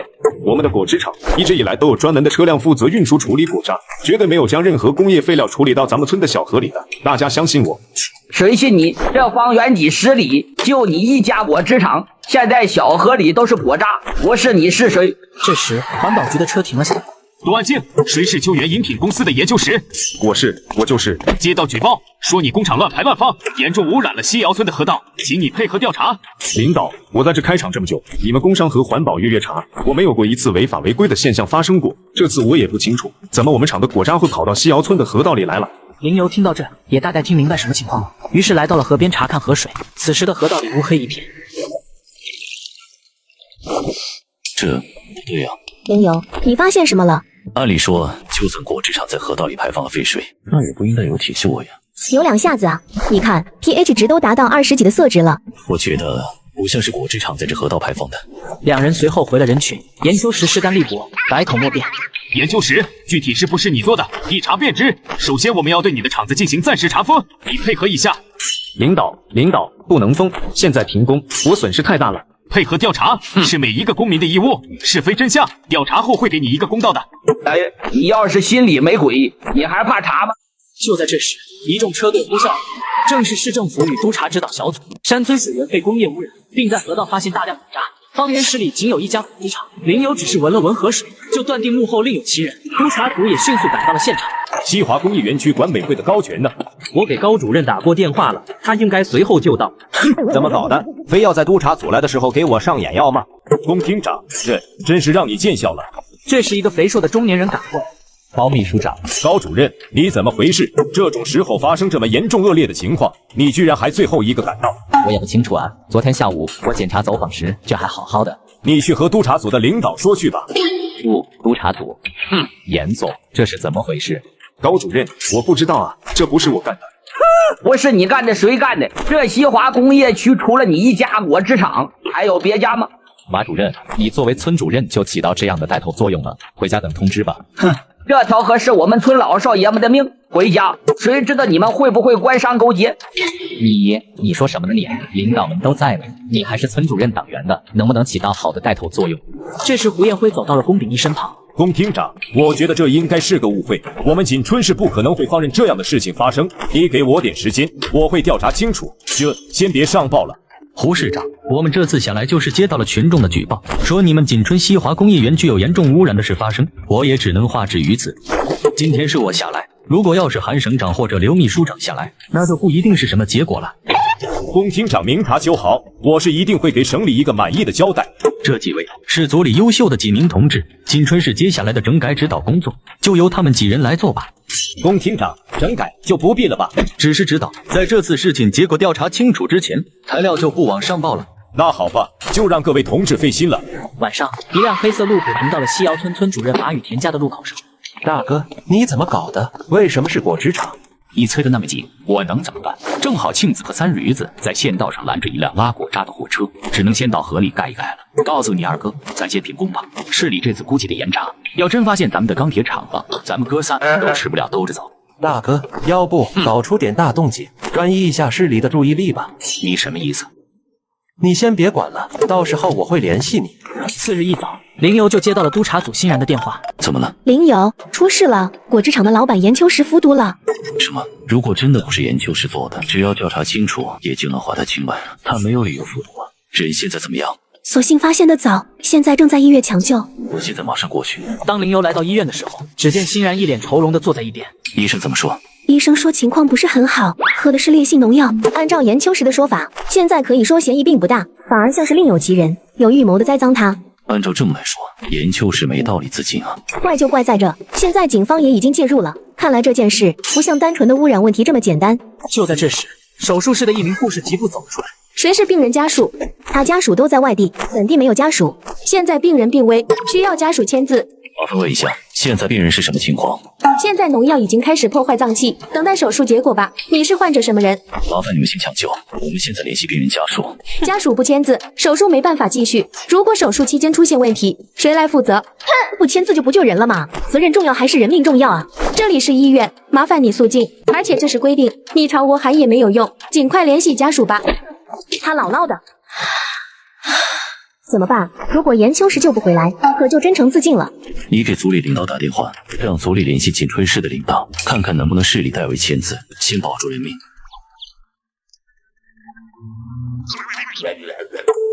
领导说，这个事情不是咱们督察指导组该管的事，咱们负责的只是指导创卫工作。至于严秋实是他杀还是自杀，这是锦春市公安系统的工作，叫我们不要插手多事。再不管，里面的严秋实就没了。而这时，护士又走了出来，联系上家属没有？我来给他签字。你是患者什么人？我是省爱卫办督察指导小组的，里面的病人对我们很重要。不好意思，不是患者的直系亲属，这个字你签不了。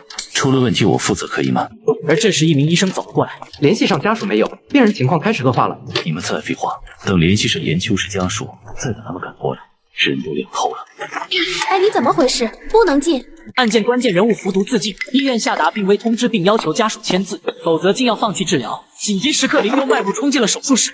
只见严秋实躺在手术床上，嘴里不断吐着黑血，仪器数据显示生命体征正在急剧下降。林游拿出严秋实的手，在手腕上搭了下脉象，又查看了一下吐出的黑血。哼，你是谁？怎么进来的？快出去！这是手术室，无关人等，赶紧给我出去！血氧值这么低，而且已经严重失血，为什么不给输血？这是我们的事情，你给我滚出去！他毒物摄取量并不高，之所以会成现在的样子，明显是被耽误的。你小子却胡说八道，血口喷人！我是省卫生厅的，他的字我给他签，抢救。医生闻言，额头汗就流了下来，有些手足无措。去给吴副院长打电话汇报一下，请他过来一趟。林由抽出来几根银针，扎在了研究室的几个穴位上。你在做什么？林由施针是为了封住研究室的几个大穴，以免毒药通过血液继续蔓延全身。片刻后，一个身穿白大褂的中年男人走进了手术室。你是什么人？干扰手术，如果导致病人在救治过程中出现什么问题或者死亡，你知道你要付出什么代价吗？我要是再不敢用，他就真死了。我是省卫生厅的林由，你可以打电话向省厅确认我的身份。但是这个病人你们如果救不回来，摊上事情的就不一定是谁了。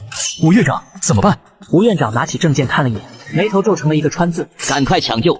这位同志，你的身份我会调查，如果你是冒牌的，咱们没完。这件事我也会如实向省卫生厅汇报。历经2个小时的抢救，果汁厂老板脱离了生命危险。怎么样？命保住了，但血液里还是有农药残留，能不能醒，以及会不会再恶化，我们也没办法保证。而这时，吴院长的办公室手机突然响了起来。人死了吗？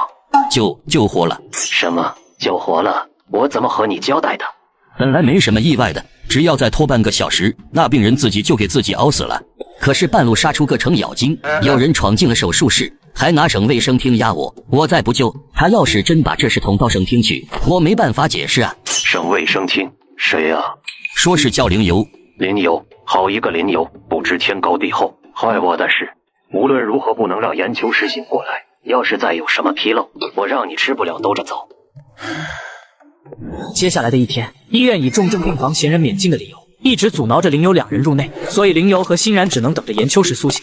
西华工业园区究竟有一个怎样的秘密，竟能让一个好端端的人莫名服毒自己？于是林由拨通了公安局长杜恒的电话。哈哈哈，林老弟，有什么指示？我哪敢对杜大哥有什么指示，但确实有个忙，想麻烦一下杜大哥。遇到什么问题了？林由便将西窑村河道污染和研究室服毒的事说了一遍。你分析的有道理。这样吧，林老弟，我会向省厅对此事进行汇报，协助你完成调查的。锦春市的同志对此事也展开了调查，可是结果有些差强人意。这件事我亲自推进，如果你昨天对我说我还真没办法，毕竟发生在锦春市的案件，怎么也归不到我这个渔阳的公安局长来管嘛。杜大哥的意思是，组织部的任命下来了，省局副厅长兼渔阳市公安局局长。恭喜杜大哥，百尺竿头更进一步啊！这件事林老弟放心吧，我来安排。好，那就麻烦杜大哥了。挂断电话后，杜恒眼角处露出一丝威严的肃杀之气，迈步走出了办公室，前往省厅。这时，欣然拎着打包的饭菜走了回来。林由，吃饭了。对了，医院外面有一辆越野车，研究室抢救那天，我去买饭时候就感觉不对劲，今天我出去的时候又看到了。也许就是来探病的家属吧，别太敏感了。但愿是我想多了吧。而当林由夹起一口芹菜刚要入口的时候，突然觉得芹菜的味道不对，于是仔细嗅了嗅。不对，别吃。喂，怎么了？这菜有毒。什么情况？不应该啊，我昨天也是在这家餐馆买的。林由夹起一块芹菜仔细查看，随后又闻了闻确认一下。这是要下死手，不能再活下去了。夜长梦多，既然已经有人把手伸到面前来了，那接下来还不一定能做出什么事呢。说罢，林由又拿出电话拨给了杜恒。林老弟，还有什么事吗？我现在就往省厅走呢。杜大哥，我们的饭菜也被下毒了，我希望省厅能尽快对此事重视起来，严查幕后搞鬼的人。什么？怎么回事？刚刚我不是买饭回来，其中的一道芹菜炒肉片里的芹菜，并非我们常用的水芹，而是毒芹。你们先不要慌，我来处理。杜恒挂断电话后，脚都有些发软了。如果林由要真是出了什么事，江宁省可就要倒大霉了。林由将菜装到塑料袋里封好，准备到时候作为证物使用。带我去那家菜馆。